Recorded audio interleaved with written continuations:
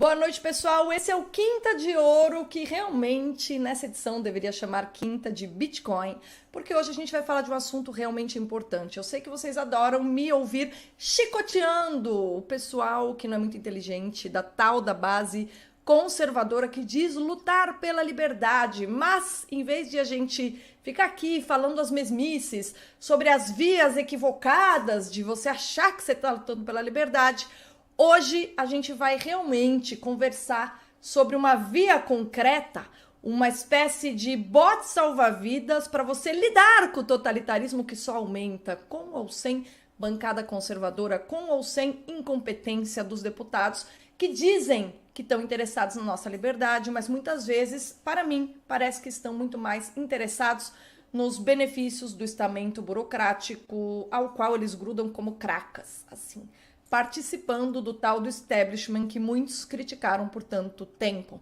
tá? A conversa de hoje é uma conversa séria, portanto, eu não vou nem perder tempo fazendo um comentáriozinho inicial. Eu só queria dizer para vocês o seguinte: totalitarismo é um negócio sério, tá na cara de quem quer ver. A liberdade é uma das coisas que mais choca desde que o mundo é mundo. E o controle, ele é connatural à política. Por mais que o Estado seja, digamos assim, uma instituição feita para evitar que os maus prejudiquem os bens, parece que, porque o Estado nasce para conter os maus, muitas vezes, se não quase sempre, ele acaba, por osmose, aprendendo mais com os maus e de virtuoso não tendo nada. E é sobre de que maneira a razão é capaz de criar um mecanismo para afastar de si esse tipo de desregramento que a gente vai conversar hoje. Hoje a gente vai falar sobre o livro Bitcoin Red Pill, o renascimento moral, material e tecnológico, cujos autores são dois, mas hoje eu converso com o Renato Amoedo, que vocês conhecem, o Renato 38, que é um cara que para muitas pessoas é simplesmente polêmico, mas para mim é uma figura extremamente clara, porque no Brasil, para você ser entendido, você tem que falar da maneira mais escancarada possível. Lembrando que o Quinta de Ouro é um oferecimento da revista Esmeril, uma revista que realmente está interessada em fazer você entender as coisas e não te dar notícia mastigada que não vai te levar para lugar nenhum. Ao contrário, só vai fazer você afundar nessa torrente aí totalitária que anda ao lado da cocaína do noticiário 24 horas por dia. Vamos aprender coisas úteis, estudar aquilo que nos edifica, em vez de ficar alimentando essa mesquinharia de que é feita a política brasileira. Daqui a um minutinho, tô de volta com Renata Moedo. Não precisamos de mais informações para compreender os fatos atuais. Pelo contrário, a alma do homem moderno está soterrada pela era informacional. Consumimos informações para preencher o vazio gerado por esta mesma cultura. E embora tenhamos conhecimento dos efeitos adversos deste comportamento num espírito esvaziado de sentido, assistimos e vivemos seus efeitos devastadores, nos ocupando de mais e mais desordem informacional. O brasileiro não lê pouco, o brasileiro lê mal. A revista Esmeril não é jornalismo, não é mera informação. É todo um trabalho de cautela e curadoria para que nosso leitor seja capaz de tirar dos fatos do cotidiano aquilo que permanece, que estimula o intelecto e que nos aproxima, através de análise, filosofia e literatura, da verdade, do horizonte que transcende a matéria e que educa o homem para a capacidade de ver nos mais caóticos fatos a ordem mesma da realidade.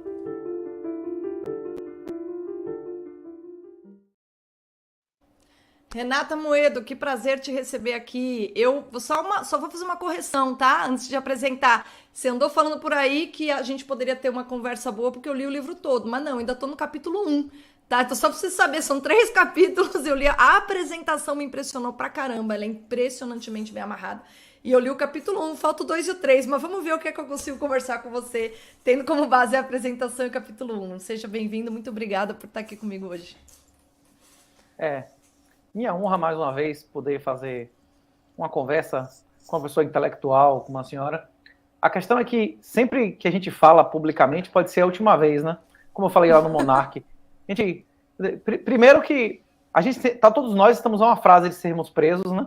E mesmo que você que você diga claramente que 1 mais 1 é 2, ainda aparece os Dalits lá.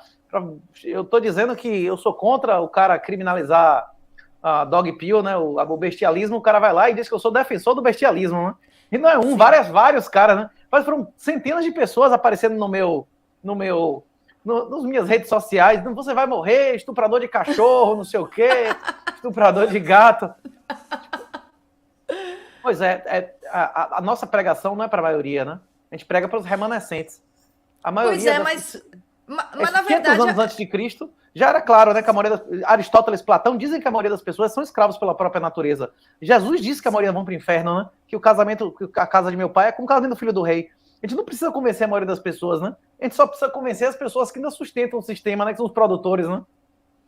E na verdade as pessoas que querem manter a dignidade, porque o que é muito difícil hoje é como o globalismo é um negócio tão pesado, e o globalismo e os poderes também concorrentes são um negócio tão pesado que você acaba sendo comparsa, entendeu? Quanto menos você espera. E o que eu acho interessante é que no seu livro você consegue demonstrar que o Bitcoin, ele é um instrumento, é uma ferramenta que permite você ficar de fora dessa canalice toda e de alguma maneira não alimentar isso. E ele também é um bote salva-vidas, mas as pessoas ainda têm preconceito do Bitcoin. Assim, agora que teve essa alta, eu acho que o pessoal tá abrindo o olho, né? Quero só que, enquanto você vai falando, só mostrar aqui pro pessoal, o Yuri Vieira, autor desse livro, que já esteve aqui comigo numa live, é um dos maiores defensores do Bitcoin desde 2015. Ele vive de Bitcoin, se vocês não sabem, consegue ser livre, produzir a literatura. E nesse livro dele, que é extraordinário, A Sábia Ingenuidade do Doutor João Pinto Grande, ele tem aqui uma homenagem ao Satoshi, cara. Tem o último conto chama A Satoshi, o que é de Satoshi. E é uma homenagem, porque quando ele entendeu o Bitcoin, ele quis mostrar para as pessoas. Então eu queria também elogiar aqui a sua atitude de, apesar dos riscos, estar o tempo todo divulgando um assunto de tamanha importância, Renato. Não é só risco. Eu tenho uma certeza de que me doxando, eu estou reduzindo a expectativa de vida e aumentando brutalmente a chance de eu e minha família morrermos de uma morte não natural. A questão é que na hora que você entrega, você não tem mais... Na hora que você entrega, como tem no Pai Nosso, né? Na hora que você renuncia à sua própria vontade, para que seja feita a vossa vontade, não a nossa, né? Você não tem mais nada a perder.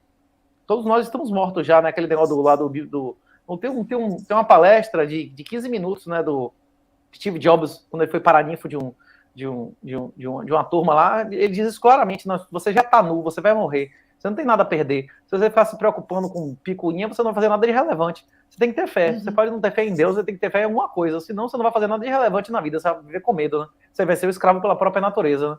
Para você ser realmente livre, você tem que perder o medo de morrer.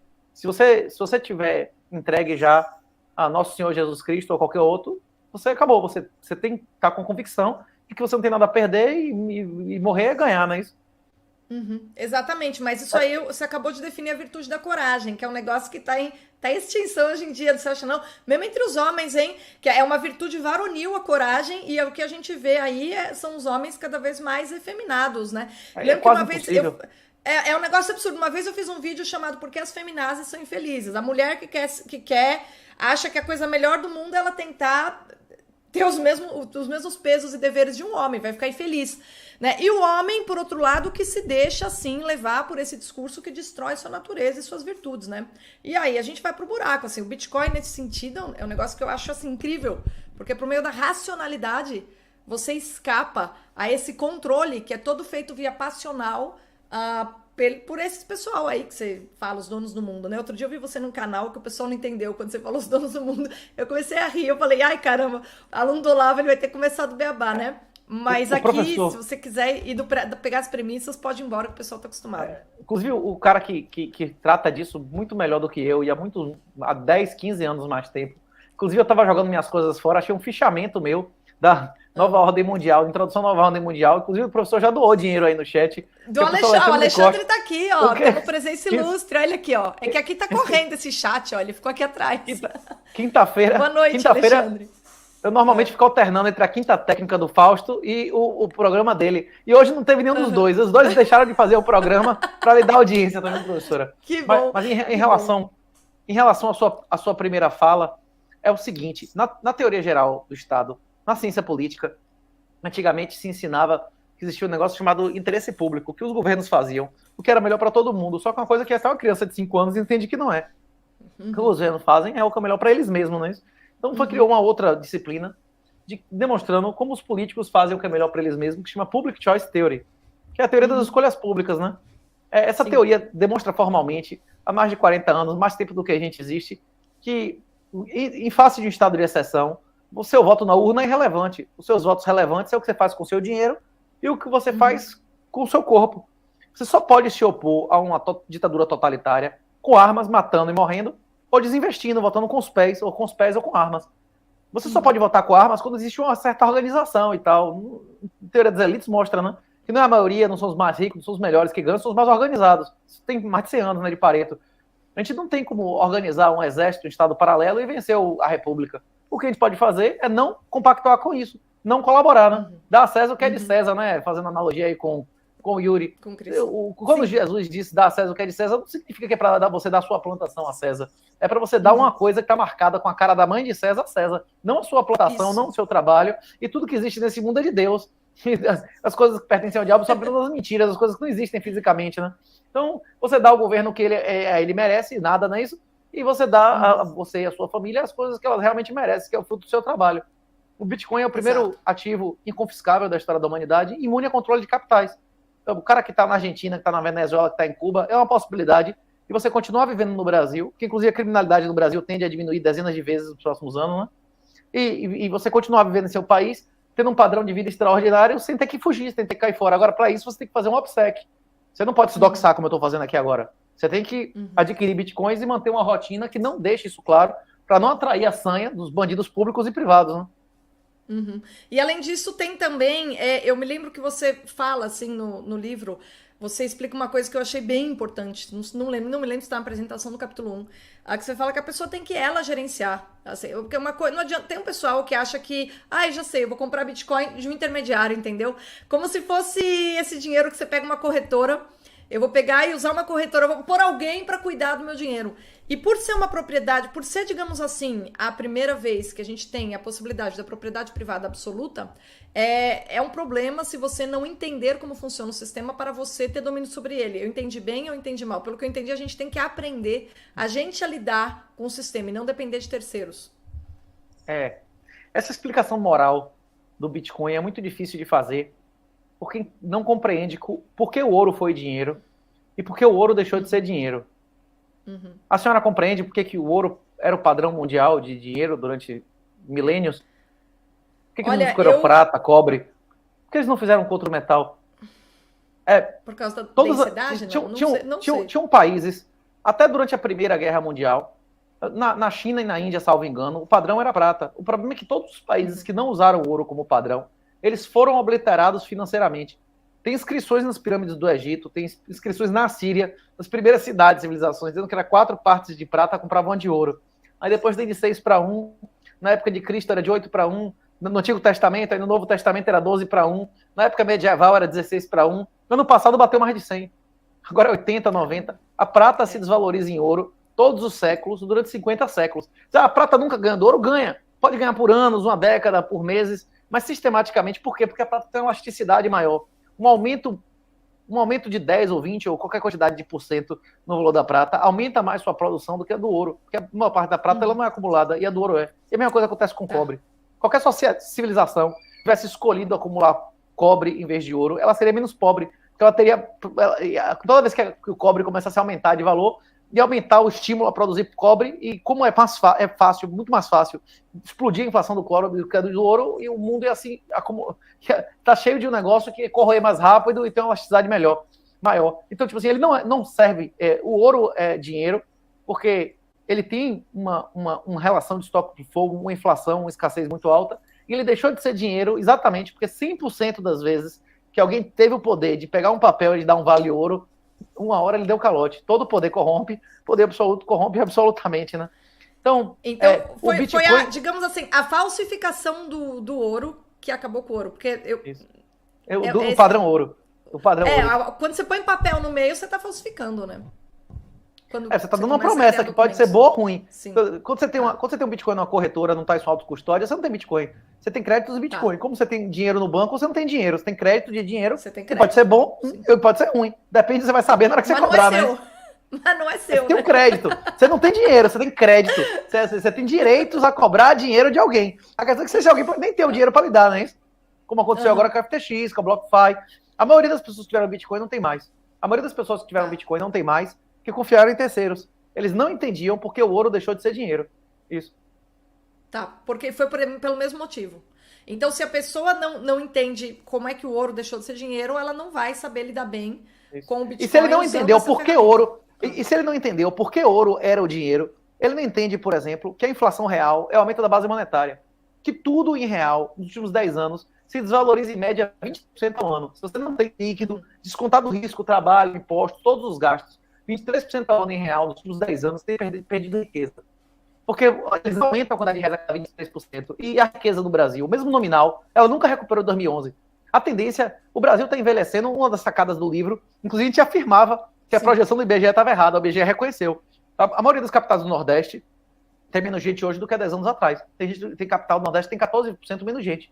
E aí o envelhecimento ele não é linear. Daqui a 10 anos vai ser o dobro, e daqui a 20 anos, 4 vezes mais. Tem lugares aí, a Coreia do Sul se projeta daqui a 40 anos, tem um terço da população atual, não é isso? Assim, tipo, a tendência é um negócio medonho, né? Tem mais gente da nossa idade do que de 4 anos nesse país. Mesmo mas todo as pessoas mundo não têm morreu. mais filho? Mas as pessoas não têm mais filho. Nossa geração foi a que mais morreu. A nossa geração pegou ano de morrer 79 mil pessoas, que no ano passado morreram 40 e poucas, não é isso? De morte violenta. É isso. Nossa geração que morreu mais, ainda tem mais gente da nossa idade do que com 4 anos. Tem países como a Coreia que tem mais gente com 60 do que com 6, né? Caramba. Que é o que vai ser aqui no Brasil daqui a 20, né? Eu acredito que isso só vai ser revertido com o fim do Estado Social. Isso. E mas uma das etapas para isso vai ser o fim do sexo não contratual. Mas o Estado Social parece que ele tem tudo para colapsar, ele não tem como se sustentar assim. Não a maioria deles colapsou. Tem um filme, inclusive, tem 2 filmes excelentes. As primeiras 2 experiências de Estado Social foi no México, né? Que teve o negócio dos cristeiros lá, que eles mataram milhões de cristãos, foi um massacre e tal. Procure na internet, filme dos cristeiros, é um filme excelente. Mostra o guri, ele só precisava diga, fuck Jesus, né? Diga que se foda Jesus e ele tal. Não quis. Até o... Isso. É um mártir. A mamãe não quer ver você morrer, não é isso? Tipo, aconteceu isso são coisas registradas, teve o processo todo para canonização. A mãe disse, por mim, meu filho, diga que se foda Jesus só para você viver, viva a República, e ele prefere morrer, né? Tipo, várias pessoas preferiram morrer, padres e tudo mais, não é isso? Aquele padre criminoso, bêbado e tal, aquilo aconteceu, do soldado chegar e dizer, você é um vagabundo, você é um bêbado, não sei o que lá. E ele fala assim, tudo que eu fiz, eu me arrependo. Agora, se eu chegar e disser para você, foda-se Jesus, eu não vou me arrepender. Tudo que eu fiz de errado, agora vai estar zerado, porque eu vou morrer como Marte, me mate, não é isso? Então, essas coisas têm testemunho e tudo mais. E a outro exemplo do Estado Social foi a República de Weimar, que criou o bigodismo, que a maioria das pessoas na Alemanha passaram a ter experiência de primeira pessoa de prostituição de filhos e netos para comer, não é isso? E essa é a consequência do Estado Social, né? É colapso total, e aí no colapso a maioria das pessoas que é fraca, evidentemente que a moralidade vai para o espaço, né? São poucos os fortes que aguentam, né?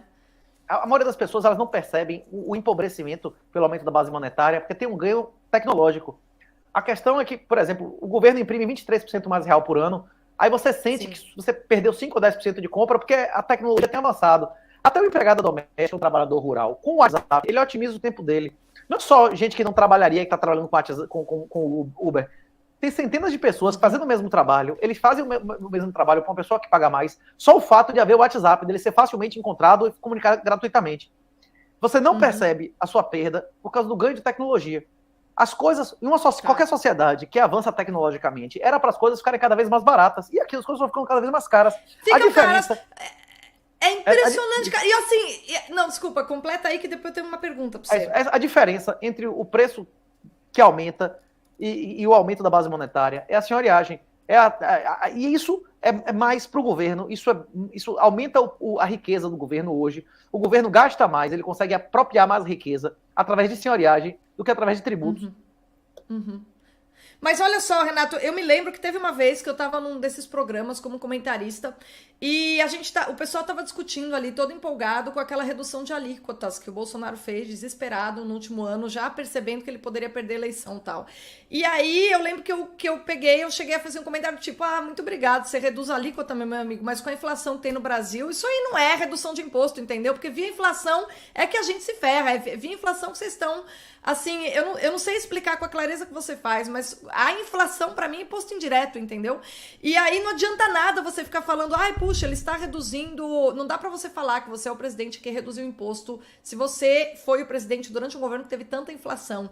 E não adianta também pôr só na conta da pandemia, né? E eu tentei explicar ali pras pessoas, obviamente que muita gente não entendeu, e eu coloquei um trecho ali em que o Rothbard, no livro, o que o governo fez com o nosso dinheiro, explica essa questão da inflação ser uma maneira de confisco, assim, do governo absurda. E eu tentei explicar isso. E eu lembro que um sofista que fez a lista das reduções de alíquotas, que o Lula provavelmente já revogou tudo na canetada, venceu a discussão, não, mas veio pra cima de mim com aquele argumento. Não, olha quanto houve de redução de alíquotas. Eu falei, meu amigo, você pode reduzir a alíquota o que você quiser, a gente tá perdendo riqueza. Eu não consigo explicar com a clareza que você explica, mas eu consigo entender que o Brasil a gente só empobrece, entendeu? Quando você fala de juros negativos no livro, foi a parte que eu mais gostei, cara. Juros negativos não, o perda, como é que é o perda fixa. Eu falei, cara, é perda fixa, deixa o dinheiro no banco. É perfeita a sua explicação, entendeu? Pessoal do Superchat, vocês podem enviando perguntas que mais pra frente eu vou ler uma por uma pro Renato. Fiquem tranquilos, tá? Estão todas aqui separadinhas. Mas enfim, é isso, cara. Eu acho que o pessoal ainda não entendeu a questão da inflação, que é uma coisa que a escola austríaca falou bem, né? Já devia estar claro para as pessoas, né? Tem um conceito que já era bem popular na época de Reagan. Nem vou dizer quando a gente nasceu, quando a gente era criança, mas tem uma época, tem um conceito eu nasci em 81. Que era muito comum. Isso. Acho que não sei se era criança. Teve um conceito que já era bem popular na época de Reagan, que é curva de Laffer. Sim. Laffer já é comprovado que a maioria dos tributos, inclusive do primeiro mundo, elas já passaram da curva de Laffer. Se o governo brasileiro reduzisse brutalmente a maioria dos impostos, ele arrecadaria mais. Sim, as alíquotas dos impostos, elas não são majoradas para aumentar a arrecadação, elas são majoradas para reduzir a riqueza dos opositores e as oportunidades dos opositores. A instrução formal, ela não é feita para educar ninguém. A instrução formal é para fazer você ser dependente, pobre e submisso. A educação real é que faz você ser independente, rico e inteligente.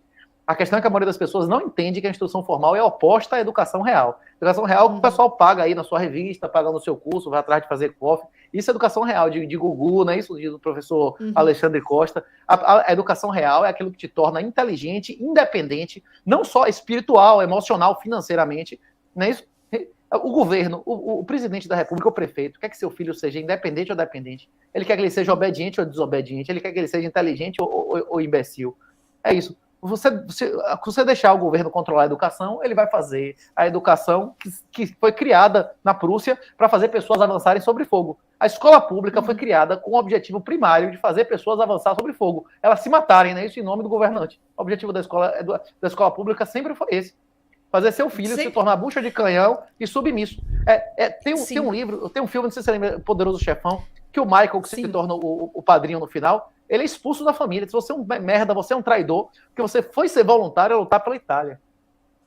Lutar para libertar a Itália, que é a terra dos nossos ancestrais. O cara, não, mas eu fui lutar para libertar a terra dos nossos ancestrais, não é isso? Devolver uma coisa à América que nos deu. A América nunca lhe deu porra nenhuma, não é isso? Quem lhe deu foi sua família. Se você fosse preso, se você morresse lá, quem é que ia buscar você dentro da cadeia? Quanto é que ia custar isso pra gente? Você deve sua lealdade primeiro à sua família, a gente, e depois ao país, não é isso? A maioria das pessoas não compreende isso, né? Não compreende e a escola destruiu isso totalmente, porque você está falando de agora, assim, esse plano vem do século XVII. No século XVII que você começa a falar que tipo de educação a gente tira a igreja da parada, porque a igreja entra em crise, a gente tira da parada e a gente cria a educação do cidadão. No 17, 18, 19 a coisa foi só piorando, no 20 a coisa é degradação total, é para criar um bando de débeis mentais. Quando eu fui estudar na Europa, eu morei com caras que tinham esposa castrada, que não tinha clítoris. Eu convivi com muçulmanos, morei com judeus. Eu passei um tempo no exterior. Mas o que mais me afetou, o que era mais longe, eu me identifico mais moralmente com um muçulmano que casou com a esposa castrada do que um cara que diz que prefere pagar imposto de renda do que sustentar os pais. Porque quem arranjou emprego, quem der educação e a saúde dele foi o governo, e não o pai e a mãe, né? Isso? Então você, o quê? Várias vezes, o cara diz assim, eu prefiro pagar imposto do que sustentar. Quem deu minha educação foi o governo. Quem arranjou emprego, botou minha saúde foi o governo. Eu me identifico mais moralmente com o cara casado com mulher castrada do que com o cara desse. Ele não sabe o que é família, ele não sabe o que é pai, mãe, irmão, não é isso? Ele não sabe o que é mulher, o que é filho. É isso, o ET pra mim. Esse pessoal aí, tipo assim, é por isso que eu tô dizendo, a nossa cultura, a nossa sociedade, nossos símbolos, a nossa identidade portuguesa e espanhola foi baseada na oposição, né? Na luta de 700 anos para se livrar do islâmico. Sim. E de ameaça existencial, agora a nossa última esperança, né? Tipo, é o cara que tá dando testa no... Não, mas pelo menos eles têm a força de conservar a tradição, né? O que a gente não tem não, o cara, aqui... Ele reconhece o pai e a mãe dele, né? Isso como pai e mãe, né? O cara sabe que é obrigação, né? Isso ele tem que honrar e tal, né? Sim. Pelo menos o Antigo Testamento. Então, mas e aqui não, o pessoal voltou as costas ao cristianismo, que era o que dava, que era o sustentáculo moral da civilização. Sem o cristianismo você não tem nada. A Europa cai e a gente vai indo pro mesmo caminho, né? A gente ainda tá assim, não tá tão... Eu morei na França, ali foi bem deprimente. Ali eu vi que... Ali eu falei, mais alta que aqui, viu? A França tem uma fecundidade mais alta que o Brasil. O Brasil, nas Américas, só perde pro Canadá. Mas é por causa dos imigrantes, não é por causa dos franceses, não. Ah, com certeza. Mas vai ter algum guri lá. Vai ter algum guri no exército, vai ter algum guri trabalhando. Aqui não vai ter nenhum. Fora o Canadá, não tem nenhum país, nem Haiti, nem Cuba, ninguém tá tendo menos filho que o Brasil. Fecundidade mais baixa de todas. Isso só vai se resolver com o fim do welfare. Sem fim do welfare, não vai ter o fim do ginofascismo, não vai haver o fim... inclusive, tem a tendência agora do fim do sexo não contratual, né? Qualquer mulher pode dizer que foi estuprada 2 anos, 1 ano, daqui 6 meses depois. A questão é que, voltando à questão de Bolsonaro que você comentou, é muito difícil o cara fazer o que o Bukele fez. O Bukele, o Kebab lá, o muçulmano. El Salvador, né? Isso. Inclusive, essa semana eu assisti três aulas comentando que o surgimento do islamismo pode ter sido consequência de El Salvador, né? Porque sem a peste de Justiniano, não teria sido despovoada da região e o muçulmano não teria se expandido em 90 anos a todo o norte da África e tal, que estava despovoado, né, da peste de Justiniano. E essa peste, muitas pessoas teorizam que tenha sido consequência de um vulcão em El Salvador. O que esse Bukele fez foi o seguinte: ele pegou 6 meses depois de Bolsonaro, ele também é da nossa geração, a diferença da gente é de menos de 2 anos. Ele é um cara outsider, ele limpou o Supremo, ele limpou, tirou 20% dos juízes do país, limpou os gerais, ele fez uma desnazificação. Inclusive o Princeso, que agora está apoiando Dilma, apoiando as medidas de Dilma, aplaudindo o Princeso na Padilha, dizendo, tem que Princeso já era. Eu não falo mais um pio pro Princeso, eu sempre apoiei o Luiz Felipe, e agora eu vi ele na fotinho com aquela bancada porcaria do PL que não faz nada que preste, que só passa vergonha. Cansei de ver essa gente aí, não aguento mais esse pessoal. O Peter Turguniev, que hoje em dia é o porta-voz lá da Ucrânia no Brasil, que é um cara de extrema esquerda, ele diz que o Princeso está à esquerda do PCO, que o Princeso foi o primeiro cara a defender Dilma no aumento da reserva de yuan no Brasil, do que o Brasil não precisa de dólar, né? Você não escreveu um negócio desse? Meu Deus do céu, mas voltando, esse cara mencionou diversas vezes na campanha desnazificação. Desnazificação é o conceito político, né? De você limpar, fazer uma limpeza, como aconteceu na Alemanha. Como aconteceu na Alemanha? Mesmo que você fosse um cara decente, mesmo que você tivesse um bom juiz, um bom professor, você podia continuar exercendo seu cargo se você tivesse participado do Partido Nacional Socialista dos Trabalhadores Alemães? Não. Mas olha, bicho, não importa se você cometeu crime ou não. Se você fez parte disso, você não pode mais exercer nenhum cargo no Estado, não é isso? Bolsonaro, em vez de desnazificar, como ele tinha prometido, ou pelo menos botar um cara para prometer do lado dele, caras como Santos Cruz, caras como o outro lá, o aleijado lá, como é o nome? O Vilas Boas. Esses caras, eles tinham que ter ido para a reserva, calado a boquinha, para não ir preso, e dar graças a Deus que não foram presos, né? Esses caras tiveram mais poder que o próprio Bolsonaro. Quando eu digo que, na minha opinião, Bolsonaro foi o maior traidor e covarde dos 500 anos, isso, na minha perspectiva, eu acredito que ele acha que ele é homem. Ele acha que Santos Cruz e que Vilas Boas, esses caras são homens, ele acha que deu poder a caras melhores do que ele. Isso. Ele acha que deu poder, aquelas melhores É que ele não tem, Renato, é que ele não tem. O Bolsonaro, eu até consigo ver humanamente. Ele é limitado e ele é aquele político de parlamento, entendeu? Ele faz aquelas jogatinas, ele foi se agarrar ao centrão. Então, é pra gente conseguir falar equilibradamente, porque o pessoal não consegue falar de maneira equilibrada. Por exemplo, a sua crítica ao Bolsonaro, eu adoro ouvir você descascar ele, porque eu sei que a sua crítica ela é motivada pela busca pela verdade. Você não tem interesse político nenhum quando você faz isso, e a sua crítica, pra mim, ela é legítima. Agora, quando eu ouço os Weintraub, o Paulo Enéas, eu também cansei, sabe por quê? Porque o que eles querem é tirar, descredibilizar pra ficar no lugar. E aí, pra mim, o Weintraub é tão porcaria quanto, entendeu? O que ele quer ficar no lugar? Eu fiz até uma live, os Weintraub tinham me bloqueado, aí depois eles me desbloquearam e me botaram pra fazer uma live com eles. Eu acho que eles são pessoas de boa fé também. Mas eles são de boa fé com o Bolsonaro. O Weintraub, por exemplo, ele chegou pro Xandão. No meio da live, ele desafiou o Xandão, dizendo, inclusive, que ele tinha uma BVI na ilha tal, no país tal, assim, e que desafiava o cara a ir lá e buscar o offshore dele. O que significa isso? Ele ainda é positivista, ele é um construtivista, a mentalidade, ele acha que a lei é a aplicação, ele não compreende que o mundo hoje é fascista, você não tem um pipoqueiro na esquina. A lei é pra abusar... A lei é pra fazer abuso moral. Esses caras ainda não entenderam que a lei, ela é instrumento de golpe de Estado permanente, cara. O Malaparte falou isso na época do Mussolini. Os caras não sabem isso. Então, nesse sentido, eu acho que eles querem ficar no lugar e eles vão ter... Mussolini nem Bigode nunca tiveram poder sobre a vida das pessoas que esses prefeitos, os governadores de merda tiveram hoje. O Mussolini e o Hitler nunca tiveram intervenção à economia do tamanho. A BlackRock hoje é o quinto poder, bicho. É o quinto poder.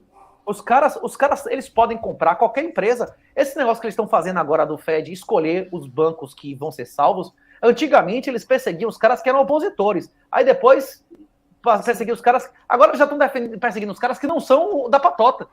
Não vai ter... A Big Tech não vai permitir seu discurso. A senhora não vai existir em YouTube. Nenhum de nós vai existir em nenhuma... Se as pessoas que lhe seguem, as pessoas que concordam com a senhora, não aprenderem a utilizar Bitcoin... Se eles não aprenderem a utilizar nosso TR, não aprenderem a utilizar uma maneira de comunicação, vai se fuder. Eles vão se fuder. Eu disse isso para o professor Olavo. Professor, seus alunos que pagam através do PagSeguro, eles estão listados para expurgos. Se você for aluno do professor Olavo, não tem a mínima dúvida que algum cara, na hora que você tiver com ação judicial para tomar uma posse ou investigação social, deve ter essa listinha na BIM, deve ser essa listinha na mão de vários vagabundos lá. Agora, se esses caras pagassem Bitcoin, pagassem na Lightning, ninguém ia ter essa lista, ninguém ia ter o pessoal não ia estar mapeado. Não ia estar mapeado. Exatamente. Eu tô mapeada totalmente. Não deu 2 anos. Não deu 2 anos que eu disse isso. E o professor Olavo teve problema com a Receita exatamente por causa das remessas através do sistema bancário, né? Tá vendo?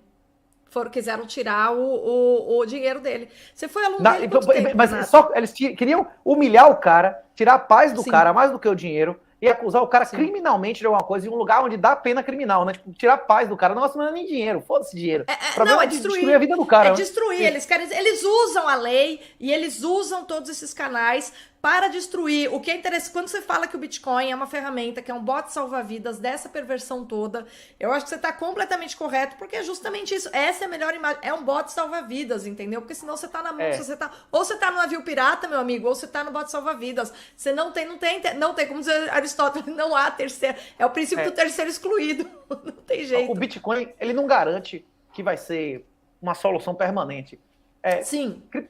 Soluções criptográficas de topo de 100 anos atrás, de 50 anos atrás. Hoje é trivial quebrar.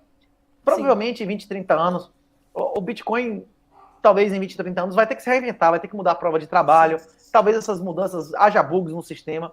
Eu não posso afirmar com convicção que o Bitcoin vai existir daqui a 50 anos. Mas se o Bitcoin existir por 20 anos, ele pode ser a ferramenta para que as pessoas sobrevivam. É porque, ao final da história, dos próximos 10 anos não vai existir mais identidade impressa. Eles não precisam, eles querem que a identidade seja digital para ele poder cancelar a sua identidade, né? Eles precisam que o seu CNH seja digital. A maioria dos aeroportos você não embarca mais, você não faz hoje em dia uma aduana sem reconhecimento facial, digital e tudo mais. Você vai precisar fazer total controle biométrico para acessar a internet. Você vai ter um controle, eles vão ter um controle que nunca tiveram. Agora as pessoas que tiverem Bitcoin, eles vão poder comprar, inclusive acesso à internet de satélites de outros países, né? O Elon Musk, nos últimos 15 dias, deixou muito claro que ele também quer ter um aplicativo vital, como o Alipay, o WeChat. Todos os governos, esse negócio do meu Gov, todos eles querem a mesma coisa. Um aplicativo que concentre todos os serviços para concentrar todo o seu Big Data. Para que ele ter toda a informação sobre você, para ele ser o provedor de todos os serviços, inclusive praticando discriminação perfeita. Ele cobrando o máximo do que você pagaria em cada coisa, não é isso? Exato, porque eles querem ser todos monopolistas, né? É o exato a oposição total à liberdade, né? Porque quando você é um monopolista, é como a imagem é você esmagando, assim, todo mundo embaixo da sua pata, né? Renato, tem um monte de pergunta aqui, mas antes eu queria que você falasse assim, quando a gente fala de renascimento moral, material e tecnológico, eu acho que uma coisa só, vários libertários ficam bravos comigo, porque uma vez eu falei assim, tem vários conceitos que eu já li em autores libertários. Eu gosto muito do Hope, né? Eu acho que o Hope é um gênio, foi um dos maiores pensadores do século XX. Mas tem alguns pontos que eu fico pensando assim, que o ser humano é sempre uma desgraça. Quando o pessoal libertário, eles falam do pacto de não agressão, por exemplo, eu lembro sempre do Santo Tomás de Aquino, que ele dizia o seguinte, olha, as pessoas virtuosas não precisam nem ter Estado, não precisa ter nada, não precisa ter lei, porque elas têm a lei moral dentro de si, né? Elas têm a lei moral de si, elas têm o tempo todo procurando autocontrole e se guiando pela virtude. O Estado é feito justamente para conter os desgraçados, né? Então, assim, nesse sentido, eu sempre fico me perguntando, será pacto da não agressão, por exemplo, é um conceito que eu não consigo imaginar, vendo o que o totalitarismo está se tornando, eu não consigo ver isso realizado, a não ser pelas pessoas virtuosas, entendeu? Então, assim, eu tenho alguma dificuldade com alguns conceitos libertários. Agora, o Bitcoin como ferramenta, eu acho que é um negócio tão claro, a virtude própria é um negócio, assim, para mim é tão claro que eu acho que essa é uma ideia inequívoca, entendeu? Que as pessoas têm de olhar como ferramenta e que não é que vai produzir a ideia de quem inicia, a ideia de quem inicia o princípio da não agressão afirma que está errado as pessoas que estão erradas, que iniciam violência contra pessoas inocentes. Isso não é ideia incontroversa? Essa ideia é lícito iniciar violência contra pessoas inocentes? Não, essa pessoa está errada, então, mas assim, o problema é incontroverso, não é isso ou não? É incontroverso, mas o que eu quero dizer é, o pacto da não agressão, você acha que é viável? O princípio da não agressão é que você só pode utilizar violência contra pessoas que utilizaram violência contra você antes. Não é isso que diz o princípio da não agressão? Esse é o princípio, pra mim, mas e o pacto? Eu não vejo diferença nenhuma disso e da regra de ouro de Jesus, que ama ao próximo como a si mesmo e a Deus sobre todas as coisas. A Deus, para mim, Deus se apresentou a mim como a verdade, não é isso? Eu sou o caminho, a verdade e a vida. Ninguém vem ao Pai senão através de mim, então eu sou Deus, não é isso? Não é isso que Jesus diz? Por isso que o pessoal... Isso sim, isso sim. Mas o que eu tô falando é como é que a gente se livra do Estado, não é isso que Jesus é Deus. Agora os testemunhos de Jeová, o pessoal vai achar ruim, né, dizer que Jesus é Deus, né? O pessoal que não reconhece o concílio de Nicéia, né? Como é Mórmon, mas para todas as outras igrejas que se consideram cristãos, Jesus é Deus e Jesus diz que ele é a verdade. Então, o que significa você amar a Deus sobre todas as coisas? Você aceitar a realidade das coisas, né? Você aceitar que sim é sim, não é não, que a verdade é absoluta, que existe direito natural, né? Isso é isso que homem é homem, mulher é mulher, que você não vai ser uma mulher se você fizer uma vagininha de mentira no lugar do seu pênis, né? Você vai aceitar a realidade. Você amar a Deus é você aceitar e ser grato de estar nesse mundo. É uma bênção. Nós somos mais ricos que qualquer imperador do passado. Tem que dar graças a Deus que seu bisavô não tinha papel higiênico, meu pai, minha mãe nasceram em casa sem televisão, meus avós nasceram em casa sem energia elétrica.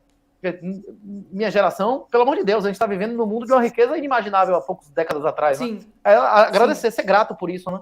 É isso que eu acredito que é. Então, para mim, o princípio da não agressão constitui-se em um nível de identidade altíssimo, a regra de ouro de Jesus. Eu não vejo muita diferença. Sim, mas o que eu tô falando é outra coisa, Renato. O que eu tô falando é outra coisa. Esse princípio tá certo, mas esse princípio tá na mesma linha do Santo Tomás de Aquino falando. Os virtuosos, as pessoas virtuosas, evidentemente, elas vão agir de maneira correta. O que eu tô dizendo qualquer lei é pro vagabundo. Como esse princípio é violado, como esse princípio é violado o tempo todo pelo vagabundo, essa é a ideia do Tomás de Aquino. Constitui-se o Estado para conter os malfeitores. E assim, essa é a minha dificuldade de imaginar a possibilidade da gente se livrar do Estado, você entende? Eu quero que você veja, na visão libertária, como é que seria possível, digamos assim, você se livrar disso, porque o Estado moderno, eu tenho um acordo total com as teses dos libertários aplicadas ao Estado moderno, mas não a ideia de Estado na perspectiva aristotélica e tomista. Se você pegar o Estado moderno, que é essa porcaria que a gente está vivendo, os libertários estão totalmente corretos. A crítica dele é totalmente correta. É pura agressão, é usurpador. Isso é o Estado moderno, entendeu? A definição de Estado que eu vejo ali. Dando uma perspectiva que o americano ia entender, um americano médio ia entender facilmente, mas que a maioria dos bacharéis em direitos nunca ouviram falar, tem um negócio chamado realismo jurídico. O realismo jurídico, por exemplo, é quando você chega num advogado e o cara diz a vocês que tem X% de ganhar e X% de perder.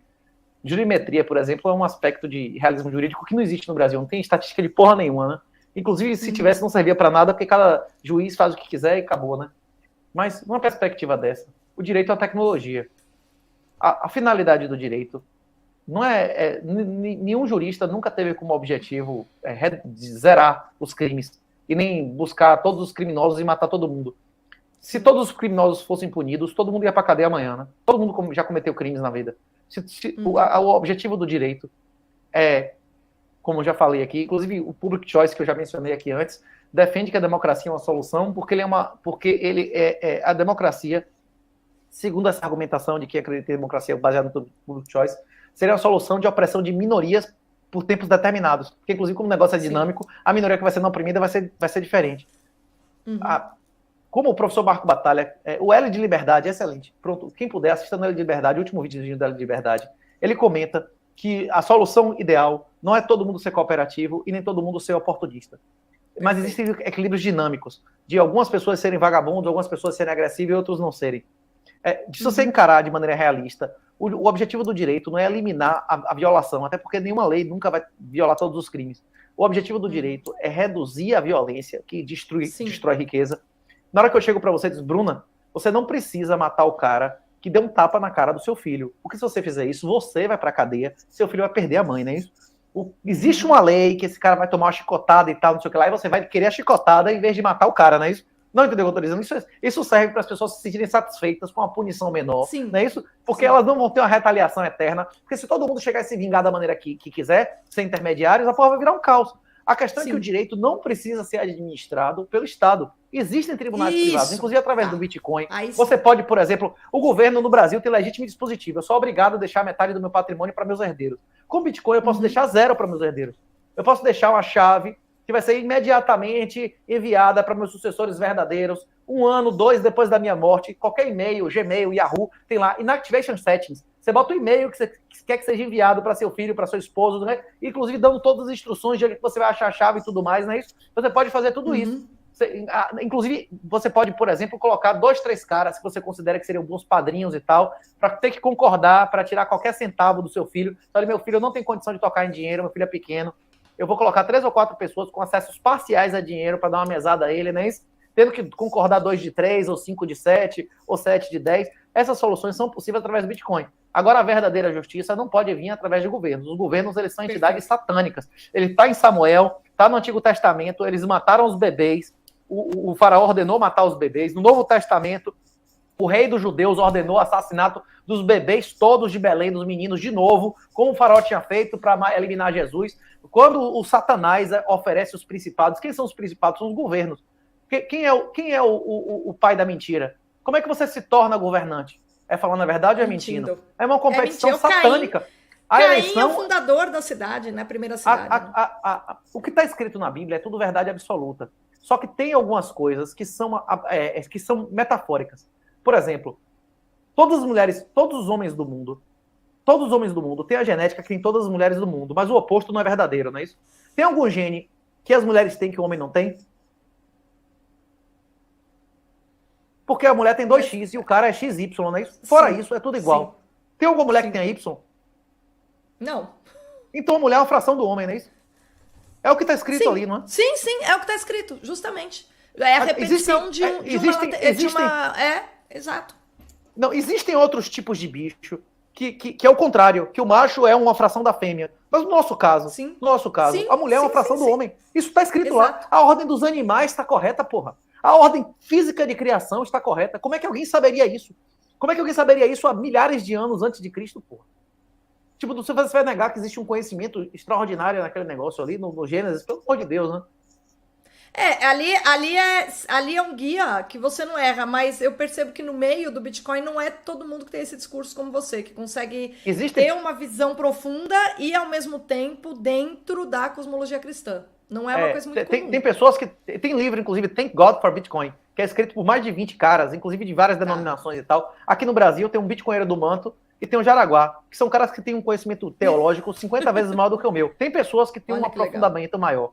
Eu escrevi o livro, eu me doxei, porque eu tenho um perfil intermediário. Eu tenho formação em finanças, eu fiz doutorado em finanças. Eu tenho uma formação em engenharia de base, eu fui o primeiro do ENAD no Brasil, eu fiz programação.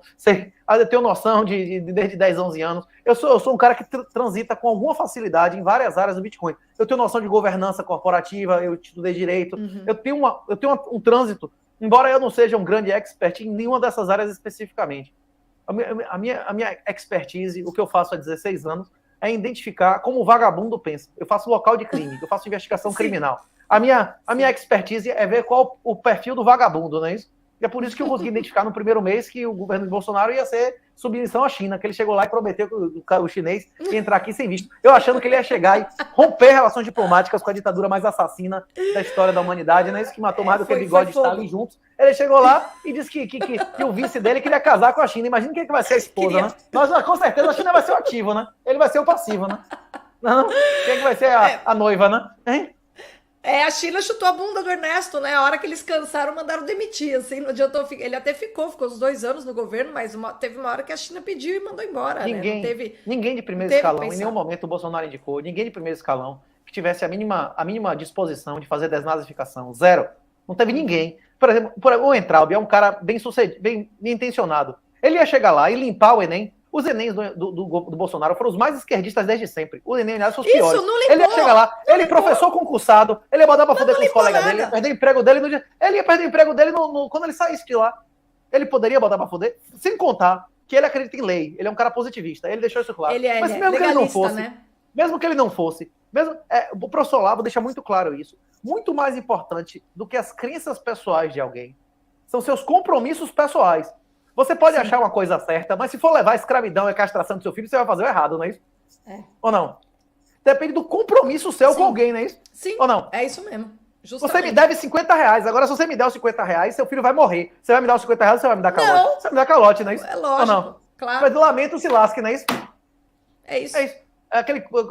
Essa é uma das lições básicas lá do curso de política do Olavo. Não interessa o que o cara acredita. Mais importa, isso interessa, mas um nível muito mais baixo do que os compromissos pessoais de quem está lá, né? Por isso que aquela história é que é difícil de engolir, aquela história do vamos discutir ideias, é ficar discutindo o que você pensa. A questão é que a prática é mais complexa, justamente por esse ponto que você acabou de falar, né? Quais são os compromissos? Para você fazer a leitura correta, você tem também de compreender. O Bolsonaro, por exemplo, ele tem o compromisso dele principal sempre foi com os filhos. E toda aquela história de fazer a limpeza do STF foi por água abaixo, porque, enfim, ele tinha um compromisso maior com os filhos. O Trump foi análogo. O Trump chegou lá dizendo que ia botar pra fuder, que ia limpar, ia ser lei e ordem. Ele demitiu o Fauci. Trump demitiu o Fauci. Trump botou quantas pessoas da família do pedófilo na cadeia? Pesquisa na internet aí. Existe um arquivo.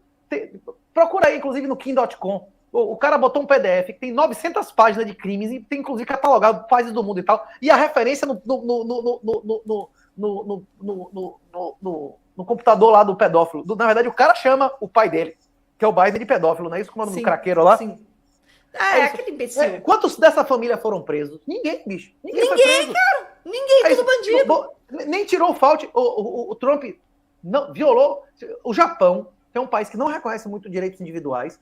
Ele disse que não ia ter máscara, não ia ter nada, porque não existiam dispositivos legais autorizando isso. O Japão respeitou muito mais direitos fundamentais do que os Estados Unidos. Teve tranca-tudo, teve máscara, palhaçada, o exército foi obrigado. Total. Pois é. Total. Pois é. El E Salvador, aqui o Brasil... El Salvador não teve máscara, não teve vacina, não fechou a escola um dia. Pois é. Estou dizendo, se esse kebab lá fizer os Vulcano Bonds, se esse cara fizer sucessor, o El Salvador vai fazer uma coisa que vai acabar com a FMI, a economia como a gente conhece. Na hora que um país fizer uma oferta que metade da grana fica em Bitcoin e ele paga o yield normal dele no ano, se o Bitcoin cair, e se o Bitcoin subir mais do que o dobro do yield, ele pagar da valorização do Bitcoin, Todos os países que estiverem na fila da FMI, eles vão sair da fila da FMI e fazer vulcano bonds. É o que eu digo. Existe uma tendência agora dos países começarem a vender poder por dinheiro. Hoje em dia, você chega na Suíça, você chega em Zug, e você pega uma residência eterna, que você nunca mais vai pagar nenhum imposto pessoal e nem seus herdeiros. Tem países hoje, vários países, uma caralhada, inclusive a Santi Kitts, um monte. Você compra um passaporte com imunidade de impostos pessoais. Depois, na hora que começarem a ter Bitcoin bonds, os países eles vão começar a oferecer mais e mais. Ele vai oferecer imunidade tributária, imunidade civil, para você ser julgado pelo seu próprio tribunal. Imunidade criminal, como os nobres do passado. Não, você tem que ser julgado pelos seus pares, não é isso? Você não pode ser julgado pela patuleia, né? Por um terceiro. Pronto. E aí vai ter uma hora, a etapa final disso, é o que já existia no passado, que é o que você disse, que você reconhece como legítimo, são as terras soberanas. O dono da terra vai ser o soberano lá, ele vai fazer a regra que ele quiser. Se não achar ruim, vai embora, não é isso? Você acha que a gente... isso aí é um cenário até bom que você pinta. Eu vou aqui começar a colocar as coisas do Superchat, porque eu detesto deixar as pessoas sem resposta. O pessoal que contribui. E tem um monte de pergunta, Renato. Vamos lá. Primeiro, estão aqui querendo saber. Pergunta sobre a relação do Bitcoin e a marca da besta. Vamos lá.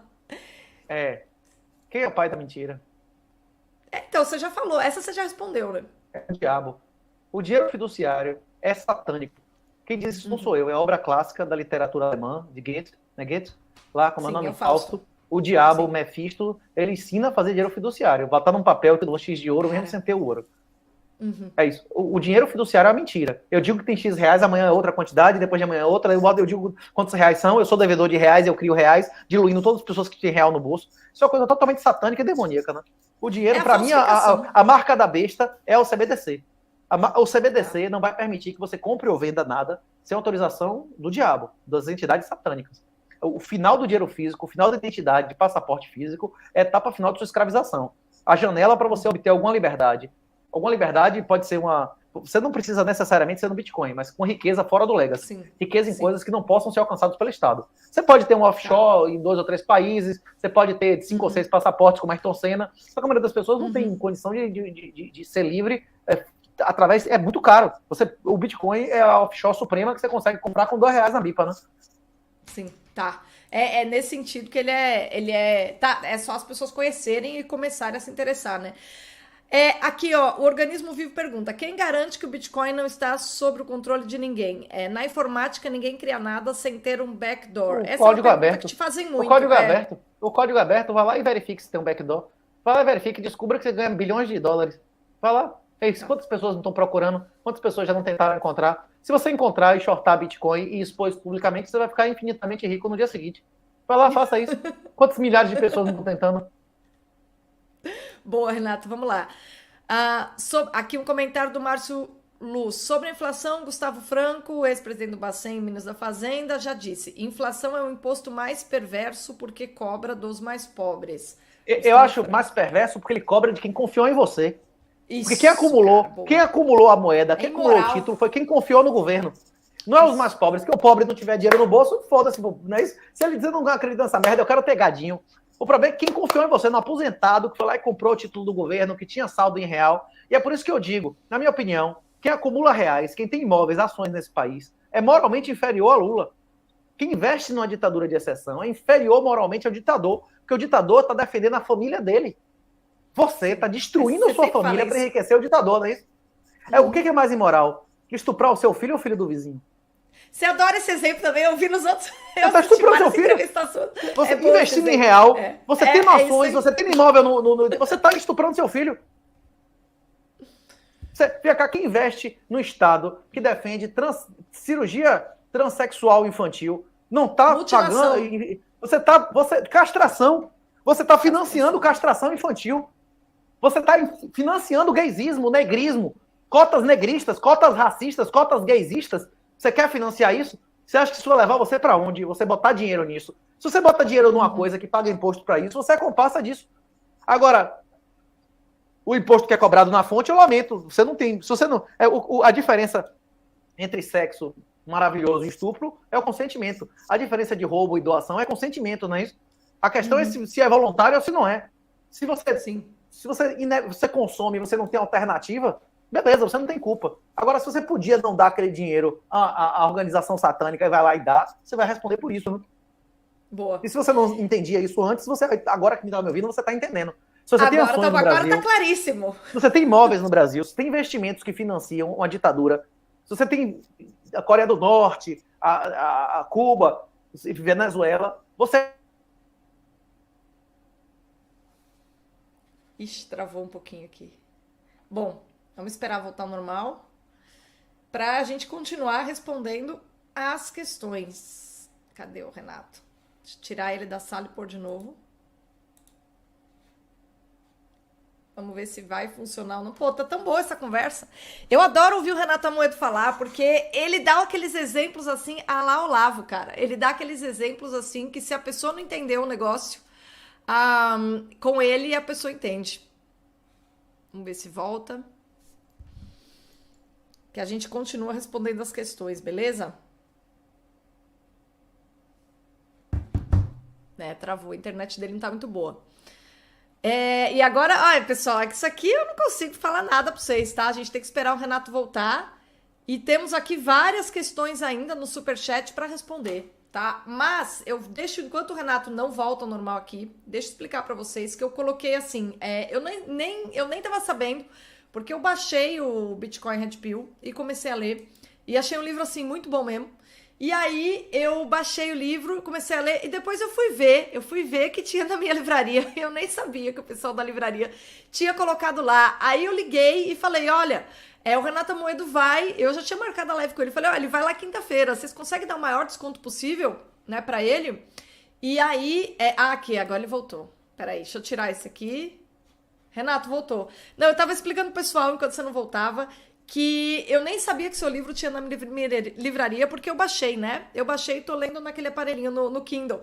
E aí, quando eu vi que tinha lá, eu falei, pessoal, vocês conseguem dar o melhor desconto possível para aqueles puristas que gostam de ter o livro em papel? Porque o seu livro é meio que um manual, entendeu? E eu sei que muita gente vai querer ter em papel. E assim, os caras deram 50% de desconto, tá? Eu afixei aí no link, mas eu coloquei aqui também na descrição dessa live todos os endereços para vocês baixarem gratuitamente. Meu, tá muito boa essa sessão de respostas. Agora o Iago tá te perguntando aqui, ó. Mestre, pode explicar melhor o conceito dos sintéticos colateralizados em Bitcoin? O Bitcoin é o colateral supremo. O grande problema do padrão ouro é que você me dava O que é colateral? Pra quem não sabe o que é colateral, como é que você explica o que é colateral? Aí é muito voltar muito atrás, né?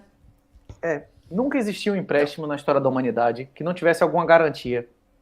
Alexandre o Grande não aprendeu a fazer guerra com o pai dele. Ele, na infância dele, foi dado como colateral, como uma garantia para o pessoal de Tebas, que tinha Epaminondas, pedófilas, Pelópidas, não tinha os pedófilos lá, os caras lá, inclusive a tropa de elite lá eram viados, né? Isso os caras tinham que ter inclusive botava o viadão velho antes e o viado novo na frente, para o cara ver o macho dele sendo morto para instigar o cara a dar o gás. Mas os caras eram miseráveis, né? É isso. Se eu fizer um acordo com você, e você me der seu filho como garantia, é muito difícil que você vá fuleirar comigo, né? Exato. Eu posso, inclusive, nem matar ele, eu posso só brincar um pouco com ele e mandar uns vídeos pra você, não é isso? Uhum. A ilha do Epstein, a ilha de pedofilia do Epstein, ninguém ia lá, tipo, algumas pessoas iam lá se divertir, tipo, o príncipe da Inglaterra, não sei o que e tal, essa galera ia se divertir lá. Mas a maioria das pessoas que iam pra ilha do Epstein, eles iam criar um colateral. Vamos dizer que eu gosto de você, eu acho que você tá bombando na Jovem Pan, você tem perfil para ser senadora, mas eu não vou botar você para ser senadora e investir milhões de reais em você sem uma garantia sua. Então o que eu vou dizer? Eu vou dizer, professora Bruna, eu preciso que você pegue um avião e vá para uma ilha e você vai fazer umas certas coisas lá, e se você fizer, eu vou investir, eu vou fazer você ser senadora, você ser governadora, você vai ter uma carreira campeã. Agora eu preciso ter uma coisa contra você. Se eu tiver cenas suas estuprando e matando um menino de 11 anos, e esses vídeos saírem mesmo, seus filhos, seu marido, seus pais vão apoiar você? Não. Com data, com testemunha, com tudo. É a chantagem perfeita. É o banco de chantagem, né, ali. Isso. Isso é um colateral. Isso é uma garantia. O que o Xandão tem na gaveta, né? O Xandão tem na gaveta de muita gente. Rapaz, eu acho que muita gente deve ter do Xandão. Você acha que um cara desse... Você acha que realmente o quem manda vai meter a cara publicamente? Você acha que Lula é o cara que mais manda no país? É Você nada, acha, é você acha que Xandão fachada. faz o que ele quer da cabeça dele? Você acha que esses caras fazem o que quiser da cabeça dele? É que Existem ele organizações- tem a pastinha dele pra poder obedecer a ordem de quem tem a pasta sobre ele, você entendeu? Pois é. As organizações, elas são muito maiores do que qualquer pessoa, né? Sim. É, E cruéis. isso. O colateral a garantia. É a garantia. O DOT, por exemplo, no sistema dotal é a garantia. Se alguém quer casar com a filha minha, eu dou o terreno, o cara constrói a casa no meu terreno. Eu tenho uma garantia, ele tem uma garantia de que eu estou segurando a barra porque eu vou ter o terreno, e ele vai poder usar enquanto eu continuar casado, e eu tenho a garantia que se ele morrer ou sumir, a casa está construída, o terreno é meu, né? É isso, não se fazem... Antigamente, há 200, 300 anos atrás, o colateral da pessoa era a pessoa. Se você fizesse um empréstimo comigo e não pagasse, inclusive está na Bíblia a escravidão, né? Você ia ser escrava. Você e seus filhos iam pro brega, né? Isso. É por isso que a taxa de juros durante séculos nunca passou 2, 3 anos seguidos de 12% ao ano. Até que o dinheiro era real, era dólar, era ouro, né? Então, voltando, colateral é garantia. O problema é que quando você me dá ouro para eu te dar um papel de ouro, você não tem como saber onde está o ouro. Quando você me dá Bitcoin, você sabe onde está o endereço de Bitcoin. Inclusive, é possível, por exemplo, até um contrato de aluguel, eu dar um Bitcoin como colateral, eu tenho um endereço, e se o cara mover aquele Bitcoin, eu posso acionar ele judicialmente, porque ele mexeu num negócio que ele não poderia, né? Quando você faz um contrato de aluguel e deposita numa conta de não sei o que, você não tem como comprovar se o cara moveu o dinheiro ou não, né? Não tem. O Bitcoin resolve o problema do ouro, Caramba. porque o Bitcoin é o colateral supremo. Porque o Bitcoin on-chain, você pode comprovar e observar a cada minuto todos os saldos. E se você que fez o depósito, você sabe onde está seu Bitcoin. Para o cara emitir vales Bitcoins, ele tem que ter endereços que tenham Bitcoins equivalentes aos vales. O Bitcoin, existe um Substack, tem um Substack do 38, baixa aí, Substack do 38, tem vários textos que explicam isso. O Arthur Reis, que é o fundador do BitMEX, que demonstra como é que você pode gerar dólares, como é que você pode gerar reais, ouro. A maioria dos ativos que são negociados hoje, até ações, índices, eles vão ser negociados através de sintéticos lastreados de um dinheiro de verdade, que é o Bitcoin. Na hora que isso acontecer, vão ter mais dólares colateralizados de Bitcoin do que dólares do Fed, vai ter mais ouro colateralizado de Bitcoin do que ouro real, e isso é uma etapa inicial do Bitcoin desmonetizar a realidade física. A gente já viu no mundo que a maioria das riquezas, elas não são físicas, nem os reais não são físicos. Não. Só que na hora que o Bitcoin começar a gerar sintéticos disso, aí isso vai explodir. A tendência, inclusive, é ter mais ouro sintético do que ouro, é ter mais índices do que ações. Aí esse mundo vai ser cada vez menos violento. Porque existir riqueza em coisas físicas estimula e propicia que pessoas adquiram riqueza através de violência. Na hora que não existir mais riqueza relevante em coisas físicas, a violência vai ser cada vez menos viável, né? Até o tráfico de drogas... Tá aí o ponto do renascimento moral, né? Tá aí, nesse sentido, a questão do renascimento moral é que mais importante do que a inteligência é a preferência temporal. As pessoas que não são capazes de renunciar ao presente por um futuro melhor, elas não são capazes nem de ter religião, moral, porra nenhuma. E esse tipo de coisa é aprendida. Até as bactérias, elas respondem a motivações.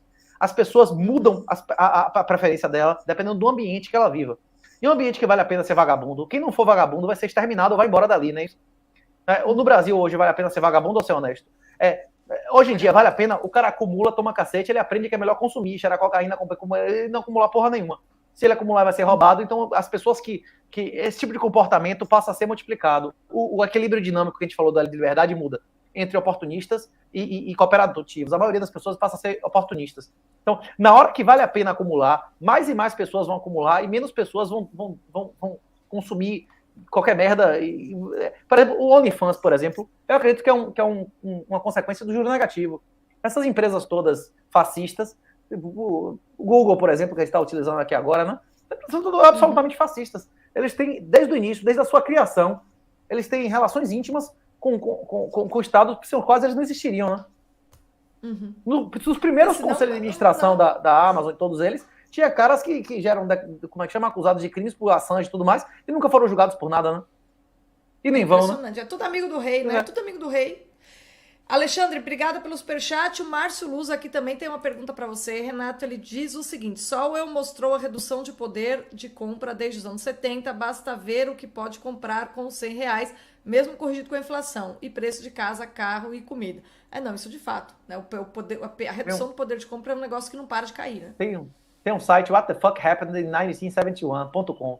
Pode botar lá, what the fuck, WTF, Ele mostra, inclusive, que todas as sociedades na história da humanidade, Roma ocidental, oriental, na hora que você deixou de ter um dinheiro que preste, quando você começou o debasement, a diluição de dinheiro, começa a diluição de moral. A explosão da inflação é a explosão da imoralidade em todos os aspectos. Porque as pessoas respondem a motivações, bicho.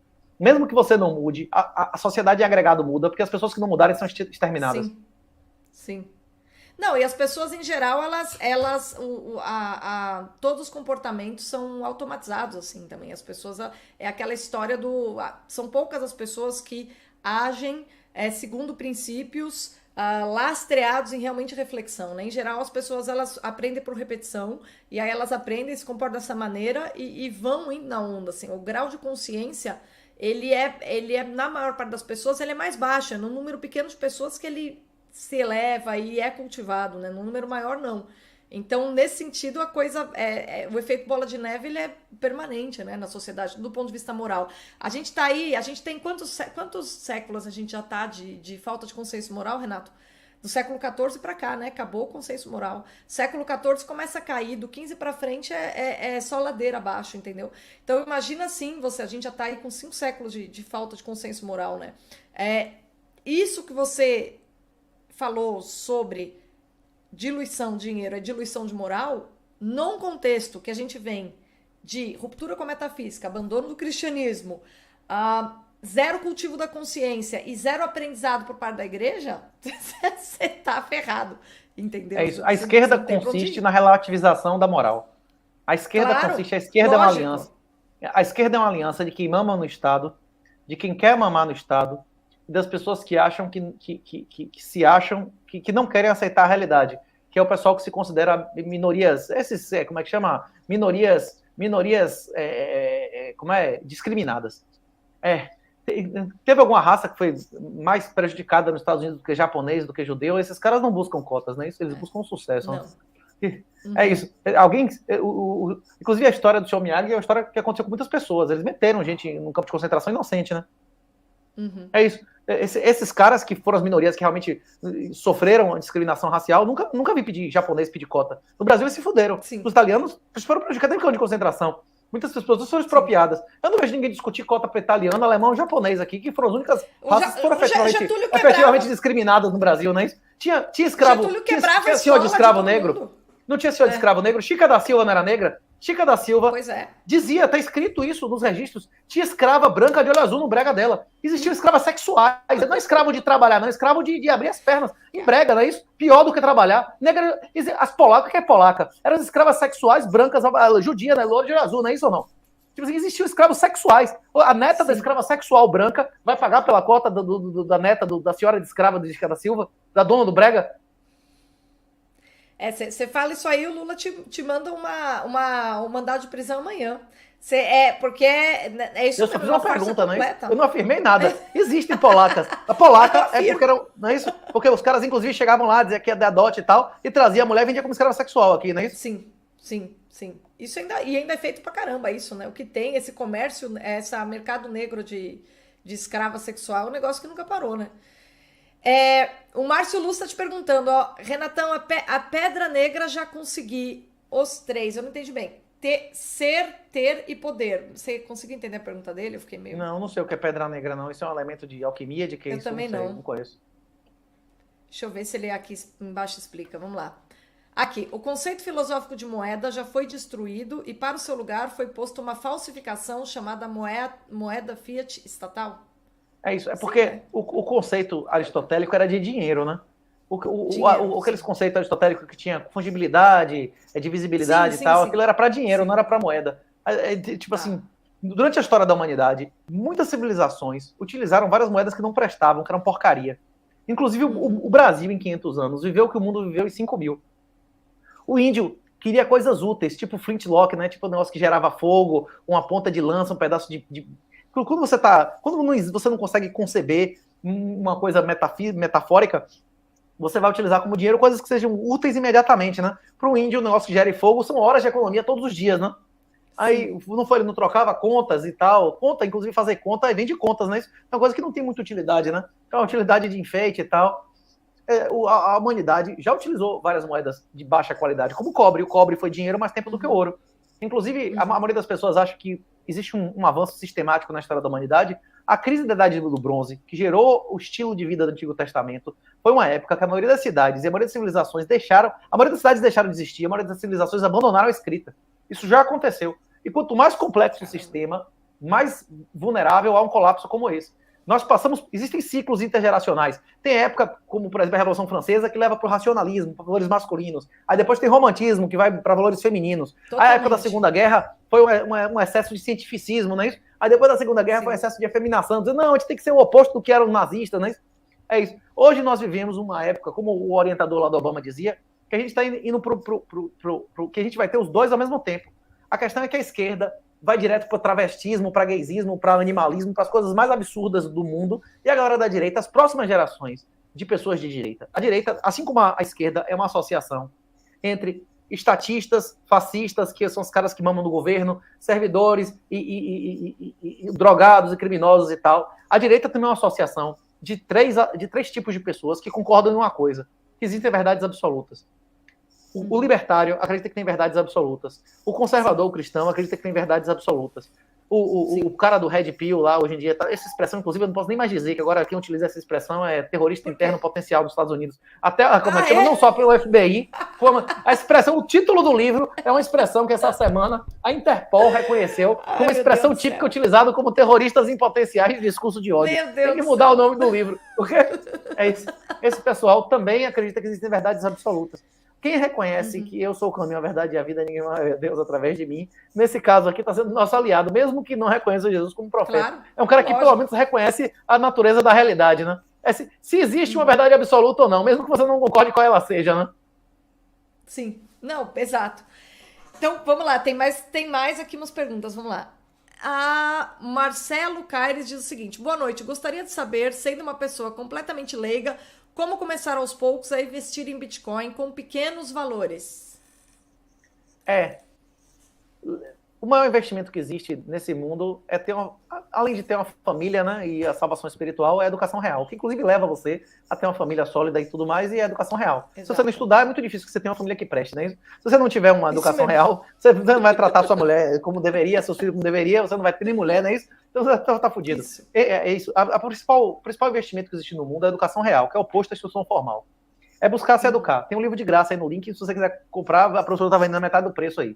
Agora, independente de você se educar, você também pode obter um pouco de educação na prática, só tem uma forma de aprender a nadar, né? Tem um aplicativozinho, bipa.app, você pode baixar aí, você bota R$5, R$10, e você compra de Bitcoin, saca pela Lightning, saca pela on-chain, e procura os tutoriais, você consegue fazer sua autocustódia sem comprar equipamento nenhum. Ou seja, o Bitcoin, ele é um sistema de consenso. Tem vários... Você pode baixar um software no celular velho, no pendrive, no cartão de memória, no computador velho, e você gera seus endereços, como se fosse uma conta numerada da Suíça. Você assina suas transações, que você pode transmitir por qualquer meio de comunicação, sem precisar de nenhum equipamento especial. Qualquer dispositivo, qualquer computador que tenha um software que reconheça as regras de consenso do Bitcoin. Pode ser um tablet velho, um celular velho. Bitcoinheiros no YouTube, tem todos os tutoriais de tudo que você imaginar em português. Tem muita coisa. Nossa, eu comecei a ver esse mundo aí, é impressionante a quantidade de gente. O livro é um roteiro de estudos, né? Cada página são 5 ou 6. Assista esse vídeo, vai lá, não sei o quê. O livro é um roteiro de estudos. Aliás, pessoal, um dos méritos do livro do Renato é que o cara dá crédito pra todo mundo, até pra quem não merece ele dar crédito, cara. Dá crédito pra todo mundo, falar, esse cara já falou disso e tal, e ele falou dessa época. É um livro, assim, marcado pela pessoa que realmente tem humildade e busca pelo conhecimento, entendeu? Então, assim, não é um livro, eu acho que, assim, baixa o livro, lê primeiro. Se você quiser ter em papel, beleza, compra, mas não precisa. Eu adorei a versão de você ouvir o livro, porque eu tava aqui reformando o escritório e fui ouvindo o livro. Pra quem tem o YouTube Premium, que você desliga o telefone e começa legal. A rodar. Rapaz, a mulher fala roupa, a mulher fala alemão corretamente, holandês corretamente, ela fala latim, os dois é latim, como é que tem o latim da igreja, como é eclesiástico, apesar pronuncia, tipo assim, a pronúncia da mulher é um negócio assim, eu não sei o que essa mulher faz da vida, deve ser acadêmica. Uma pessoa dessa não deve ser, tipo, porra, você não mora em tantos países assim, né? Deve ser uma pessoa que tem formação nessa área, né? Mas é muito boa a leitura tá maravilhosa, então assim, vocês têm que ler. E é um livro que, o que eu acho legal de ler o livro do Renato, é pra vocês entenderem a importância do negócio, o sentido do negócio, no contexto que a gente tá? E as limitações no sentido que o Renato falou aqui, não sei se dura para sempre, mas é um bote salva-vidas para esse contexto e ele, se ele for se atualizando, ele vai segurando. Então você consegue ter uma visão geral pelo livro e aí depois, eu não cheguei ainda, mas é no capítulo 3 que você explica a parte prática, Renato? Em que parte do livro? Não lembro de qual trecho. Não lembro de qual que é o trecho. Mas hoje a parte prática, o aplicativo que você saca grátis é bipa.app e você deposita R$5, você compra R$1 de Bitcoin se você quiser e saca. Agora, existem dezenas de outras maneiras mais baratas, tem vários. Inclusive, a gente fala de sites lá que fazem pesquisa de onde é que está mais barato. Tem esquema que você não precisa se identificar, que você consegue fazer negócio sem fazer KSI. Existem muitas alternativas. Agora, você só aprende a correr depois de andar, depois de encatear, não é isso? Isso seria uma coisa que você... Inclusive, tem um refill, bote aí no refill, acho que é Renato38 com R maiúsculo, o resto em caixa alta, que você bota R$10 e ganha 5. Você já vai ter 50% de retorno abrindo a conta na Bipa. Que maravilha. Olha aí, Marcelo, tá aí pra você. Vamos lá, mais pergunta aqui. Bruna, você é a favor do Bolsonaro 2026? Tentaram outra vez? Ai, meu Deus do céu. Renato, qual é o seu candidato para 2026? Se há, qual a recomendação? Eu vou responder primeiro. Eu vou te falar sinceramente, Cláudia, que toda vez que tem eleição eu falo, oh, meu Deus do céu, por que é que vão me tirar de casa para eu ir lá apertar botão? Se o meu apertar de botão não interessa tanto, entendeu? Essa é a visão geral que eu tenho. É evidente que a direita no poder, eu me sinto um conforto maior, mas eu sempre me pergunto se esse meu conforto não é ilusório, você entende? Porque a coisa tá amarrada de uma forma tal, claro que é melhor ter um presidente que fale que acredite em Deus do que um presidente, enfim, ter que aguentar janja, essas coisas, é sempre ruim. O Haddad, para mim, é uma das pessoas mais perniciosas do Brasil. Então, ter o Haddad como ministro da Economia é óbvio que é ruim, mas, sinceramente, assim, seja sincero com você mesmo, sabe? Uma coisa que eu falei em 2019 é o seguinte, eu só vou dizer o que eu achei do governo Bolsonaro alguns meses antes de terminar, porque o governo é o seguinte, como é que você avalia se foi bom ou ruim? É o legado, como é que pegou o país, como é que entregou, e eu vou te dizer, não entregou bem. Não entregou bem. Então, assim, 2026 eu não acho que o Bolsonaro tenha condição de voltar. Eu, pessoalmente, acho que ele tá numa situação difícil. Ele teve uma atitude completamente equivocada com a eleição passada, entendeu? Eu acho. Então, assim, eu não sei quem é que vai surgir em 2026 aí para se mostrar. E eu acho que o Bolsonaro ele tem um problema que é o seguinte, ele é a expressão verbal do conservadorismo, mas ele tem dificuldade de pôr em prática. Então ele só consegue satisfazer as pessoas no campo da expressão verbal, entendeu? Das pessoas conseguirem ouvir algo diferente. Por isso que eu falo que tem algo a ver com o conservadorismo? Claro que tem. Né? Ele se opõe ali ao progressismo descarado do PT. Mas a gente ainda está no campo da expressão verbal. Então, em termos de tática, eu não sei se ele tem nem... Eu acho que ele não quer nem voltar, tá? Eu acho que ele nem quer. A primeira frase minha aqui é que o Brasil não é um Estado de Direito. A aplicação da lei não é a regra no Brasil. É Estado de exceção. O Brasil é um Estado de exceção. Em um Estado de exceção, o seu voto na urna é absolutamente irrelevante. Se Bolsonaro for realmente uma oposição real, ele não vai ser candidato. Ninguém que seja uma oposição real nem sequer tem a possibilidade de ser candidato, não é isso? Estou falando de ganhar a eleição, de ser candidato, não é isso? De ser candidato viável a presidente da República. As regras, a eleição foi lícita? Tinha uma parte que tinha censura de fatos, o cara não podia nem dizer fatos, não teve radiolão é mentira. Sim, pelo amor de Deus, né? É verdade. Tipo assim, uma parte podia fazer o que quisesse, dizer o que quisesse, e outra não podia. É isso. Pelo amor de Deus, o próprio Bolsonaro disse 2 anos antes que se Lula fosse candidato, ele ia ganhar a eleição. Todo mundo sabia disso. É isso. Se Bolsonaro for a oposição real, ele vai ser autorizado como candidato? Se ele for candidato, é porque ele é do esquema, né?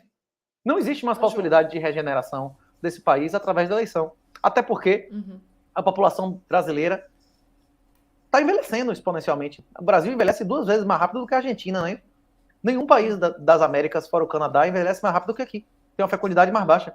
O Brasil é um país que está envelhecendo de uma maneira muito rápida e a população, em pouco tempo, até o final dessa década, vai começar a diminuir. Países que são dominados por pessoas idosas não tem mudança institucional, é muito difícil. A maioria das pessoas vão ser idosas, o cara vai fazer guerra. Inclusive, esse é o grande motivo do crime estar caindo, e não o negócio de arma. O que está provocando a queda de crimes é a redução das pessoas adolescentes, que é 90% dos autores e das vítimas de crime é adolescente e adultos jovens. O número dessas pessoas tem diminuído quase 80% a coincidência da queda da criminalidade. Quase 80% da criminalidade, a queda da criminalidade desde Temer é explicada pela fecundidade e os outros 20% pela questão do monitoramento. A polícia 10 anos atrás não tinha metadado de porra nenhuma. Hoje em dia você consegue com o telefone do cara saber a localização dele o dia inteiro durante meses, bicho. Você acha que isso não faz diferença no trabalho da polícia? Hoje em dia, a câmera, o Big Brother chinês, a câmera em Salvador, a reconhecimento facial de câmera do metrô prende mais do que qualquer delegacia. Hoje em dia, se tiver uma ordem de prisão contra você, você entra em qualquer lugar, o cara reconhece e ele prende. Não precisa de violência nem de nada dentro de sua casa, subir o morro, não é isso? A criminalidade no Brasil tende a despencar, privada, e a criminalidade pública a explodir. Porque quanto mais poder o Estado, mais arbitrariedades e crimes o Estado tende a cometer, né? Independente de quem esteja lá, né? Vai abusar, vai abusar, vai abusar. E assim, é o Estado de maneira geral, né? Não é um ou outro, entendeu? É o Estado como instituição. E se você começar... Uma coisa que eu sugiro para as pessoas, Renato, fazer é o seguinte. A gente tem na cabeça a expectativa dessa história, o bem comum e tal. Ainda que no pensamento grego a gente tenha essa concepção de política, mas é do ponto de vista metafísico, é a política em si. A política em si consiste na relação dos seres humanos entre eles. Agora, quando a gente fala de política e de Estado na modernidade, é outra coisa. É conservação do poder. É conservação do poder pelos meios que forem necessários, usando como instrumento todo mundo. E se o voto e a aparência da democracia for um instrumento eficaz, aí no caso é para esse modelo que você descreveu, né, de algumas minorias se alternarem como poder, esse é o instrumento que vai ser utilizado. Né? Mas, professora, alguém que se candidata a vereador, ou que apoia um vereador, parente, que vai defender os interesses da sua própria família, está moralmente errado? Não. Se o sistema é fascista, é ilegal um pipoqueiro vender pipoca na esquina sem autorização estatal. Essa autorização depende de favor político. Você vai querer que seja da família do inimigo ou da sua? É isso. É o contexto que a gente está. É isso mesmo. Alexandre Costa está aqui dizendo, o Renato pode falar um pouco sobre a corrida pelo aplicativo Vital? Parabéns, Bruna, melhor live do Renato. O Elon Musk foi nada. Uma gravação. Todas as lives são uma coisa, todas as lives do Renato são ótimas, Alexandre, eu me divirto com todas. Vai, diga aí. O Elon Musk, teve uma gravação do Elon Musk que vazou essa semana, dele dizendo que só comprou o Twitter, que o único motivo dele comprar o Twitter foi tentar fazer um IP e LChat, que a China conseguiu, através de um aplicativo só, centralizar tudo. Tem aplicativo de banco hoje em dia. Eu nem vou mencionar o banco, porque esses caras são filha da puta, não merecem. Mas tem aplicativo de banco hoje em dia que ele tenta te vender plano da Vivo. Ele diz que se você comprar nas grandes marketplaces do Brasil, ele te dá cashback. Por que ele faz isso? Para que ele saiba seu número, saiba qual é o seu padrão de consumo telefônico, que ele saiba seu consumo de padrão nos marketplaces, né, que ele tenha toda a informação sua. Todas as grandes corporações, todos os grandes governos do mundo, inclusive o meu Gov, eles são buscas do aplicativo Vital, de um aplicativo que vai eliminar do seu aparelho todas as outras compras e Big Data de outras empresas e ele vai ser o seu dono. Quem tiver mais interesse de estudar sobre isso, bote aí o aplicativo Vital, Substack Guilherme Bandeira. Em português ele explica bem pra caralho isso. A tendência Guilherme é de concentração, sem precedentes na história da humanidade, de riqueza e de informação, que é a principal fonte de riqueza atualmente. Se você gosta do conteúdo da professora, tenha Bitcoin, aprenda a utilizar o nosso TR, aprenda a utilizar métodos de comunicação mais seguros, aprenda a utilizar um Sessions, Elements, o Signal, porque se você não tiver um dinheiro alternativo e método de comunicação alternativo, se não souber usar Tor, VPN, você não vai ter acesso mais a esse tipo de conteúdo dentro de poucos anos, né? Não vai ter mais dinheiro físico, não vai ter mais identidade física, o controle com esse negócio de Gov. Se você preencher o seu imposto de renda importando dados do meu Gov, você viu que ele sabe bem mais de você do que você mesmo, viu? Exato. Sim. Agora, imposto de renda é um negócio que, meu Deus do céu, o dia que eu consegui me livrar, eu não tive inteligência, não tive inteligência para descobrir como. Mas a hora que eu descobri como, é um negócio que eu acho arbitragem assim, regulatória. Arbitragem regulatória, deixando de residir no Brasil. Assim só, residir né? Em um país que não tenha... Residir em um país onde existem dezenas no mundo, que não tribute nada fora daquele país. E se você não tiver renda ali, você vai ser isenta. Isso. Nossa, boa. Vamos lá. A dica, app Bipa mais Blue Wallet para começar a acumular satoshis. Aqui, o Eric Noronha deu ali a dica. Isso é uma dica excelente. Agora, a Blue Wallet está tendo problemas na implantação da Lightning. Se for sacar, saque o chain, é isso? Inclusive é grátis na Bipa se você não tiver pressa. Tá. Aqui, o afegão médio tem condições de usar Bitcoin Wallets? O que você acha? A maioria do afegão médio, ele vai investir em Bitcoin através de sintéticos. O afegão médio é relevante. Agora a gente só precisa investir... a teoria das elites de Pareto ela é verdadeira. a minoria das pessoas, e a proporção geralmente é 0,2 com 8, a maioria dos grandes números, né, que se concentram numa gaussiana, numa normal, a média se concentra, a maioria se concentra para a média exponencialmente, então a altura das pessoas se concentra na média, riqueza das pessoas, produtividade, a maioria dos grandes números, quando são amostras relevantes, eles se concentram na gaussiana, tipo a normal, a média, a maioria se concentra para a média. É claro que não são gaussianas exatamente iguais, inclusive um dos grandes argumentos pelo qual é raríssimo uma mulher que seja campeã de xadrez, de videogame e tal, não é que as mulheres sejam muito menos inteligentes que os homens. E se você for normalizar por raça, a diferença é de menos de 5 pontos de QI. A questão da distribuição normal. A distribuição normal dos homens, ela é dois dígitos o padrão maior do que a da mulher. Tem muito mais idiotas e muito mais gênios homens. Então, na média, mesmo que a mulher tiver notas maiores, os caras que estão na ponta lá, tem muito mais homem. Isso também é consequência da estratégia evolutiva. As mulheres sempre venceram, não assumindo risco. A maioria das mulheres, mais de 80% das mulheres, reproduziram na história da humanidade, e mais de 80% dos homens não reproduziram na história da humanidade. Então o homem tinha que assumir risco, e a mulher tinha que evitar o risco, né? E essa também é a proporção de curtida no Tinder, nesse aplicativo de sexo, também não é coincidência. Mas voltando para isso, se você utilizar de maneira composta o 80-20, você vai ver que não apenas 20% das pessoas têm 80% da produtividade, mas como 4% é 64% e menos de 1% das pessoas concentram a maior parte da riqueza e da produtividade. A gente só precisa convencer essas pessoas. Na hora que 40%, 50% da riqueza sumir do welfare, acabou, colapsou o negócio. Nós não precisamos que o brasileiro médio aprenda a utilizar o wallet. A gente só precisa que os produtores, os parasitas que se fodam, eles não precisam.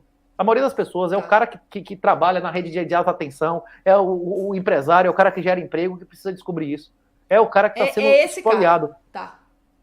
Inclusive tem um artigo porque os tem um artigo porque os Faria Limas não vão aceitar o BTC. Ele explica, inclusive, psicologicamente, porque o ladrão, o vagabundo, porque é aquela questão do senhor das armas. O senhor das armas, a mulher pede pro cara ir pra atividade ilícita, ele não consegue. O cara consegue o dinheiro através da facilidade, ele não consegue aceitar de ir pro negócio que é dificuldade, não é isso? O dinheiro do crime não é investido em bolsa. O dinheiro do crime não é investido em carro de Uber para alugar. O dinheiro do crime volta à economia do crime, né? O dinheiro fácil, né? Sim. Qualquer entidade que inicie violência é legítima, isso acho que já ficou lá atrás. Júlio Jefferson, obrigada pelo Agora voltando, a maioria das pessoas hoje sabem usar um QR Code que não sabia 10 anos atrás. Talvez daqui a 10 anos uma parte da população brasileira seja capaz de usar o Bitcoin. E a grande riqueza e o grande potencial de valorização é porque o negócio ainda é mato, né? Porque a maioria das pessoas não compreende isso, né? Tá. Aplicativo Vital já começou. Vejam sobre o registrado do Bacen e os SPC. Se olhar a plataforma Lattes e o prontuário médico público, também o S. Juntar os três, temos o aplicativo Vital. Peraí, quais são, então? É porque o aplicativo Vital não é ter toda a informação sua. É um aplicativo que vai concentrar todos os serviços. Comunicação, finanças, seguro, compras. Isso é o aplicativo. Não é só ele ter sua informação. É ele ter sua informação e você tá na mão de uma empresa que vai centralizar todas as suas atividades financeiras. O recebimento do seu salário, seus investimentos, seus seguros, seu consumo de telefone, de não sei o que lá, tudo. O aplicativo Vital é isso. Não é apenas a informação. Tá, e é o que o Elon Musk quer. Foi por isso que ele comprou o China já conseguiu isso com a Alixei e o Chat. O WeChat é rede social, é comunicação, é finança, você faz compras, você utiliza serviços como Uber, tudo. O nosso TR, por exemplo, vai ser um desse. Só que vai ser um desse que você não vai botar nem vai ser pseudonônimo, só que as pessoas que vão, para você utilizar o Uber do nosso TR, você vai ter que ter Bitcoin, que a utilização, a moeda nativa da plataforma não vai ser real, né? Uhum. Caramba, Renata, é muito bom conversar com você, porque você fala de maneira clara e você estimula as pessoas a realmente saírem da burrice, saírem da mesmice e tentarem fazer alguma coisa por si mesmas antes que seja tarde, né? Então, pessoal, tá aqui o livro na descrição. A gente já respondeu todas as perguntas do Superchat. Tem muito comentário bom aqui, tá? Muito obrigada pela participação de vocês aqui. Legal pra caramba. Aqui, ó. Por exemplo, o pessoal vai comentando, né? Aqui, ó. Os produtores estão no esquema, ganhando já, etc. Tem vários comentários legais. Muito obrigada a vocês que são público do Renato, que vieram acompanhar essa live, tá? E de resto, eu queria dizer que aqui na descrição, vocês que não conhecem ainda, esse é o livro que eu achei, tirando aqui o conto do Yuri Vieira, você devia fazer uma live com o Yuri Vieira, posta seu contato para ele, que ele é um puta entusiasta, e ele conseguiu criar uma representação literária para explicar para qualquer pessoa, se você quiser entender como é que funciona na prática o Bitcoin, no livro do Renato também tem, mas se você é uma pessoa mais que gosta de literatura, dá uma olhadinha no último conto do Sabe a ingenuidade do Dr. João Pinto Grande do Yuri Vieira? Esse título aqui é porque ele tira um sarro do bullying, da fraqueza geral, da covardia das pessoas. Incrível com esse personagem. Mas é um livro que emociona, assim. É um livro de uma consistência literária impressionante. Já entrevistei o Yuri. E ele é um entusiasta do Bitcoin, né?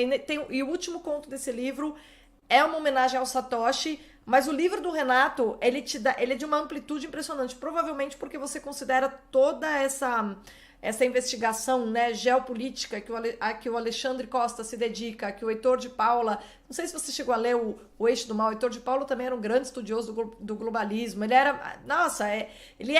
ele agora tem o segundo livro dele sobre o Grande Reset, ele é um cara extraordinário, já teve aqui no canal também, enfim, então aqui só tem mais uma última, tá?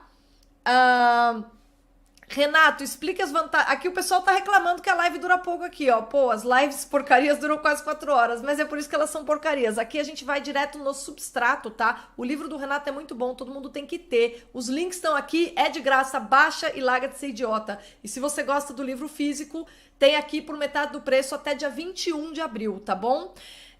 Aqui mais uma pergunta, o padrinho tá falando, Renato, explica as vantagens de declarar e não declarar seus bitcoins. Quem compra com dinheiro lícito, é vantagem não declarar? Como é que é isso? Dá pra não declarar? É a mesma coisa da vantagem de você ter arma lícita e ilícita, né? Você preferia ter arma em sua casa lícita ou ilícita? Ai. Você preferia ter uma arma registrada aí? É mais fácil de tomarem arma de você, né? É mais fácil de chegarem em você. Se alguém fizer aprontar com seu filho, se for atrás do pedófilo, no mesmo calibre da arma que estava em sua casa, no seu nome, é mais fácil de chegar em você, não é isso ou não? Tem vantagens. Quem tem arma lícita tá na mão do Estado, né? Não, se você quiser viajar com sua arma, tipo assim, tem vantagens, né? Se algum vagabundo mesmo entrar em sua casa e você matar o cara com sua arma, você diz, minha arma tá no documento aqui, né? Tem vantagem de ter arma lícita e tem vantagem de ter arma ilícita. Eu não tô defendendo cometer crime, não é apologia ao crime. Isso é um fato da realidade. Sim. Tem vantagem de ter arma ilícita e tem vantagem de ter arma ilícita. Assim como existe vantagem de ter Bitcoin declarado, existe vantagem de ter Bitcoin não declarado. Qual é a vantagem do Bitcoin não declarado? Você não ter problemas no futuro se tiver expropriação, se você for doxado, se você for perseguido, não é isso? E qual é a vantagem de ter Bitcoin lícito? Na hora que você for em Tsug, que eu falei, que na Suíça vende residência e com imunidade de imposto, eles aceitam Bitcoin. Só que ele não vai aceitar um Bitcoin sem origem. Para você comprar passaporte, para você comprar Bitcoin Bond, para você, por exemplo, comprar uma casa, para você realizar um sonho, pagar um tratamento médico, para você gozar, por exemplo, no Brasil, é 35 mil por mês por CPF de isenção. Você com seu marido, 2 filhos, você, seu pai, sua mãe, seu marido, 140 mil reais por mês que você pode vender de Bitcoin sem pagar um centavo de imposto. E passando em conta bancária e tudo mais, essas são facilidades que só existem através da formalidade. E eu repito aquela história do senhor das armas lá. Você pegar dinheiro ilícito e transformar em ilícito e vice-versa, lavagem de dinheiro, é uma coisa que tem um custo absurdo. Então, você receber o dinheiro em cash na mão, não tem como colocar no sistema bancário, é mais fácil você procurar comprar um ouro na mão, um dólar na mão, um Bitcoin na mão, do que você legalizar isso, que inclusive é outro crime, né? Sim. Então, o curso natural de menor custo de transação, seja o que está no Pix, ser adquirido através do que é formal, se manter no mercado formal, e o que é informal se manter no mercado informal, não é isso? Uhum. Perfeito. Ou seja, é a realidade que manda, né? Você tem que ver o contexto, aquilo que você está lidando na hora. O Alexandre Costa quer fazer mais uma pergunta. Alexandre, nossa, que honra ter você aqui me assistindo. Você é um cara tão bom. Eu tenho 2 livros do Alexandre ali em cima, naquela prateleira ali. Uma última pergunta só para esticar a live. Como ser remunerado em Bitcoin? Tem inclusive um que a monetização é em Bitcoin, né? É o Rumble, não é, Renato? O Rumble, que tem um canal lá, não é isso? Eu não sei dizer. Eu acho que o Rumble, a monetização é na moeda deles. Mas o negócio é o seguinte... Durante mais de 100 anos, as pessoas poupavam em ouro. E não era remunerado porra nenhuma em ouro. E as pessoas eram cada vez mais ricas. Porque no século XVIII, XIX, as coisas ficaram cada vez mais baratas. Porque o crescimento da humanidade era maior do que o crescimento do estoque de ouro. Aconteceram épocas do ouro ser desvalorizado, mas são exceções. Em uma sociedade normal, que a população aumenta, que a tecnologia avança, a tendência é que um dinheiro de verdade ele ganhe valor, que as coisas sejam deflacionárias. Uhum. A princípio, se o padrão Bitcoin dominar, sua preocupação não deve ser monetizar em Bitcoin, mas não perder os Bitcoins que você já tem. Tá. Tem um tenente-coronel lá da Força Espacial Americana, que tem hoje em dia o principal livro de Bitcoin vendendo aí, que ele defende que não existe primeira emenda sem a segunda. Isso é verdade e a recíproca também é verdadeira. Você só tem direito à livre expressão se você puder ter armas, e você só pode ter armas se você tiver direito à livre expressão. E o Bitcoin é livre expressão. O Bitcoin só pode ser proibido, proibindo a livre expressão. O Bitcoin é expressão, software é expressão. E você envia de Bitcoin enviando uma mensagem. Se você não puder enviar mensagem, se você puder enviar mensagem, é impossível proibir o Bitcoin. Então, respondendo a pergunta do professor, existem várias maneiras de remunerar. Existe lending, existe funding, existe cash and carry. Agora, o professor Colin tem vários cursos aí, inclusive de você rodar nó para monetizar na Lightning. Existem dezenas de maneiras. Inclusive, no livro tem 10 maneiras de ganhar dinheiro com Bitcoin. A gente explica uma por uma. Você pode fazer P2P, rentabilizar, você pode vender consultoria, você pode vender serviços de Bitcoin. Existem dezenas de maneiras. A questão é que todas elas representam trabalho e representam risco. Não existe remuneração sem trabalho e risco. Isso está no Antigo Testamento, isso está na Bíblia, isso é o limite da realidade. Qualquer remuneração que você tenha, ela é proporcional a seu esforço e a seu risco. Por que o Bitcoin aumenta dezenas de vezes a cada 4 anos? Porque ele também cai 80% a 90% a cada 4 anos. Então você está se aceitando potencial perda para ter potencial ganho. Não existe lanche grátis, bicho. O Bitcoin é uma possibilidade de você ganhar riqueza, de você ganhar liberdade, mas ele também tem um preço. Se você ganhar 30 vezes o seu dinheiro e depois você perder 90% disso, você vai sentir, você vai ter vontade de vomitar, você vai passar mal e tal. Isso acontece, é normal, isso é o preço, não é isso? Se você não for capaz de aguentar a subida, a queda, você também não vai ser capaz de aguentar o ganho depois de ter ficado até o fundo, né? É alto risco, né, Renato? O pessoal tem que ter coração, né? Se você comprar o Bitcoin e colocar na sua wallet, se você comprar $50 por mês, e colocar na sua wallet que você gerou offline, que nunca foi exposta na internet, é baixíssimo risco, no longo prazo. Tá. Se você ficar olhando a cotação, se você ficar tentando monetizar, é alto risco. Se você rodar nó, é alto risco. Se sua casa foi invadida, o cara pode roubar seu nó. Você está na internet, você pode ter sido roubado. Absolutamente seguro, é apenas as coisas que nunca tiveram na internet. É possível você gerar endereço de Bitcoin e botar dinheiro no endereço que nunca tenha tido na internet. O Bitcoin tem 2 chaves, uma pública e uma privada. É uma espécie de criptografia assimétrica que nem existia na época da Segunda Guerra. É possível fazer isso. Você pode, inclusive Obama entendeu isso em 2016, imagine. Um vagabundo, mas um vagabundo acadêmico, que foi teacher assistant, foi prostituto, não é isso lá, né? É um cara que estudava, que tinha costume de ler, estudar. Sim. Obama entendeu o Bitcoin em 2016. Ele entendeu, se isso não for proibido, qualquer um vai ter conta numerada na Suíça, fora da internet. É exatamente isso que é o Bitcoin. Tá. Aí, pessoal, essa aí... essa descrição aí é mais uma daquelas acertadas do Renato, tá? E o livro é assim o tempo inteiro. Eu fico impressionada com a energia do livro, porque assim, cada parágrafo você vai aprendendo um monte de coisas. E é aquilo que você falou, né? Você domina suficientemente todas as áreas implicadas na exposição correta da complexidade, não é da complexidade, mas do... Tem noção. Dominar é difícil, não tenho noção. A questão é que o livro dá uma mensagem. Você tem uma noção boa. O livro não é técnico. O livro não ensina nada de programação. O livro não, tem basta em Bitcoin do Andreas, tem livros melhores em todos os aspectos específicos. O livro existe para chegar para a pessoa e dizer, olha, isso é uma arma, beleza? A arma serve para essa guerra e esse é o inimigo. Se você der uma arma na mão de alguém que não sabe o inimigo e qual é o conflito, ele vai fazer merda. O cara pode ser um gênio supremo. Várias pessoas, a maioria das pessoas que tiveram Bitcoin perderam. As pessoas não entendem o contexto que a gente vive. A maioria das pessoas que entendem mais de finanças, mais de informática, mais de governança, mais de tudo, não aproveitam a tecnologia, porque eles não entendem o contexto que a gente vive. O livro foi somar os ensinamentos do professor Alexandre, do Olavo e tal, como é que você falou? Criar um cenário. Com o cenário, explicar a guerra. Então, olha, o R15 é uma arma que utiliza munição 662 e tal. Se você quiser saber mecanicamente, você procura um armeiro. Mas aqui, você vai botar o carregador aqui, você vai mirar e atirar naquele cara que tiver essa cor, nessa direção, que esse cara vai te matar. Se ele chegar perto, ele vai atirar em você, não é isso? Isso. O manual é esse. Isso. Aí a gente vai explicar como é que opera a arma, sem falar da mecânica interna, se é a gás, a pistão, não é isso? Isso. É um manual prático, é um manual de estudos. Se você quiser aprofundar, lá tem a referência para tudo. Tipo, pesquise isso, assista esse vídeo, não é isso? Exatamente. Pessoal, muito obrigada. Eu sempre falo aqui, as lives aqui são curtas porque eu tenho filho, tá? E eu gosto muito de estudar e tal, essas coisas, mas as minhas crianças estão me esperando. E muito obrigada mesmo, viu, Renato? Eu nem faço esse horário, eu costumo fazer 4 da tarde, mas eu quis fazer esse horário para que as pessoas assistissem. Pessoal, compartilha essa live, compartilha o livro do Renato, vamos ampliar aqui a difusão. Tem um amigo meu que falou mais ou menos um mês para mim, que foi quem me falou de você, Renato. Eu comecei a acompanhar você porque ele me falou, que ele falou assim, pô, Bruna, as pessoas precisam divulgar mais a questão do Bitcoin. Foi a primeira pessoa com quem eu conversei e tal, para além, né, das coisas do Yuri Vieira. E ele falou, não, olha, eu comecei a seguir e eu achei você demais, achei você ótimo, então eu espero que você tenha cada vez mais entrevista, porque você consegue... A maioria dos bolsonaristas já estão começando a acordar. Corretamente. A maioria dos bolsonaristas já estão começando a acordar, que é um estado de recessão, que não tem eleição, não Tá. vai ter regeneração. Tá. E a questão de Samuel da Bíblia. Se você confiar em um rei, você vai perder seu filho, sua filha, tudo. Você vai perder tudo. Exato. Você tem que confiar em você. Exato. Nenhum homem vai salvar sua família se não for você, seu pai ou seu filho. Exatamente. As pessoas estão começando a compreender isso. E que elas têm que bom. se salvar. Isso. E um dos instrumentos é Bitcoin. Não é o único. Você pode entender de arte, Sim, de gemas, sim. de vela. Tem várias outras maneiras. Só que essa é uma maneira fácil, barata, universal, não é isso?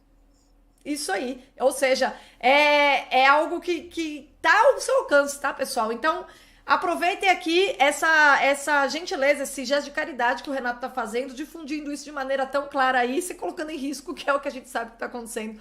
Mas, enfim, se a gente não... Sendo o cerne da vida também o sofrimento, se a gente não se dedica a esse tipo de tarefa, a vida não tem sentido, entendeu? Então, o caminho é esse aí. Obrigada, Renato. Foi um prazer te receber aqui. A última ordem do nosso mestre foi que divulgasse a verdade a toda criatura, não é isso? Exato, exato. E é isso que você está fazendo. Muito obrigada. Pessoal, boa noite e até a próxima.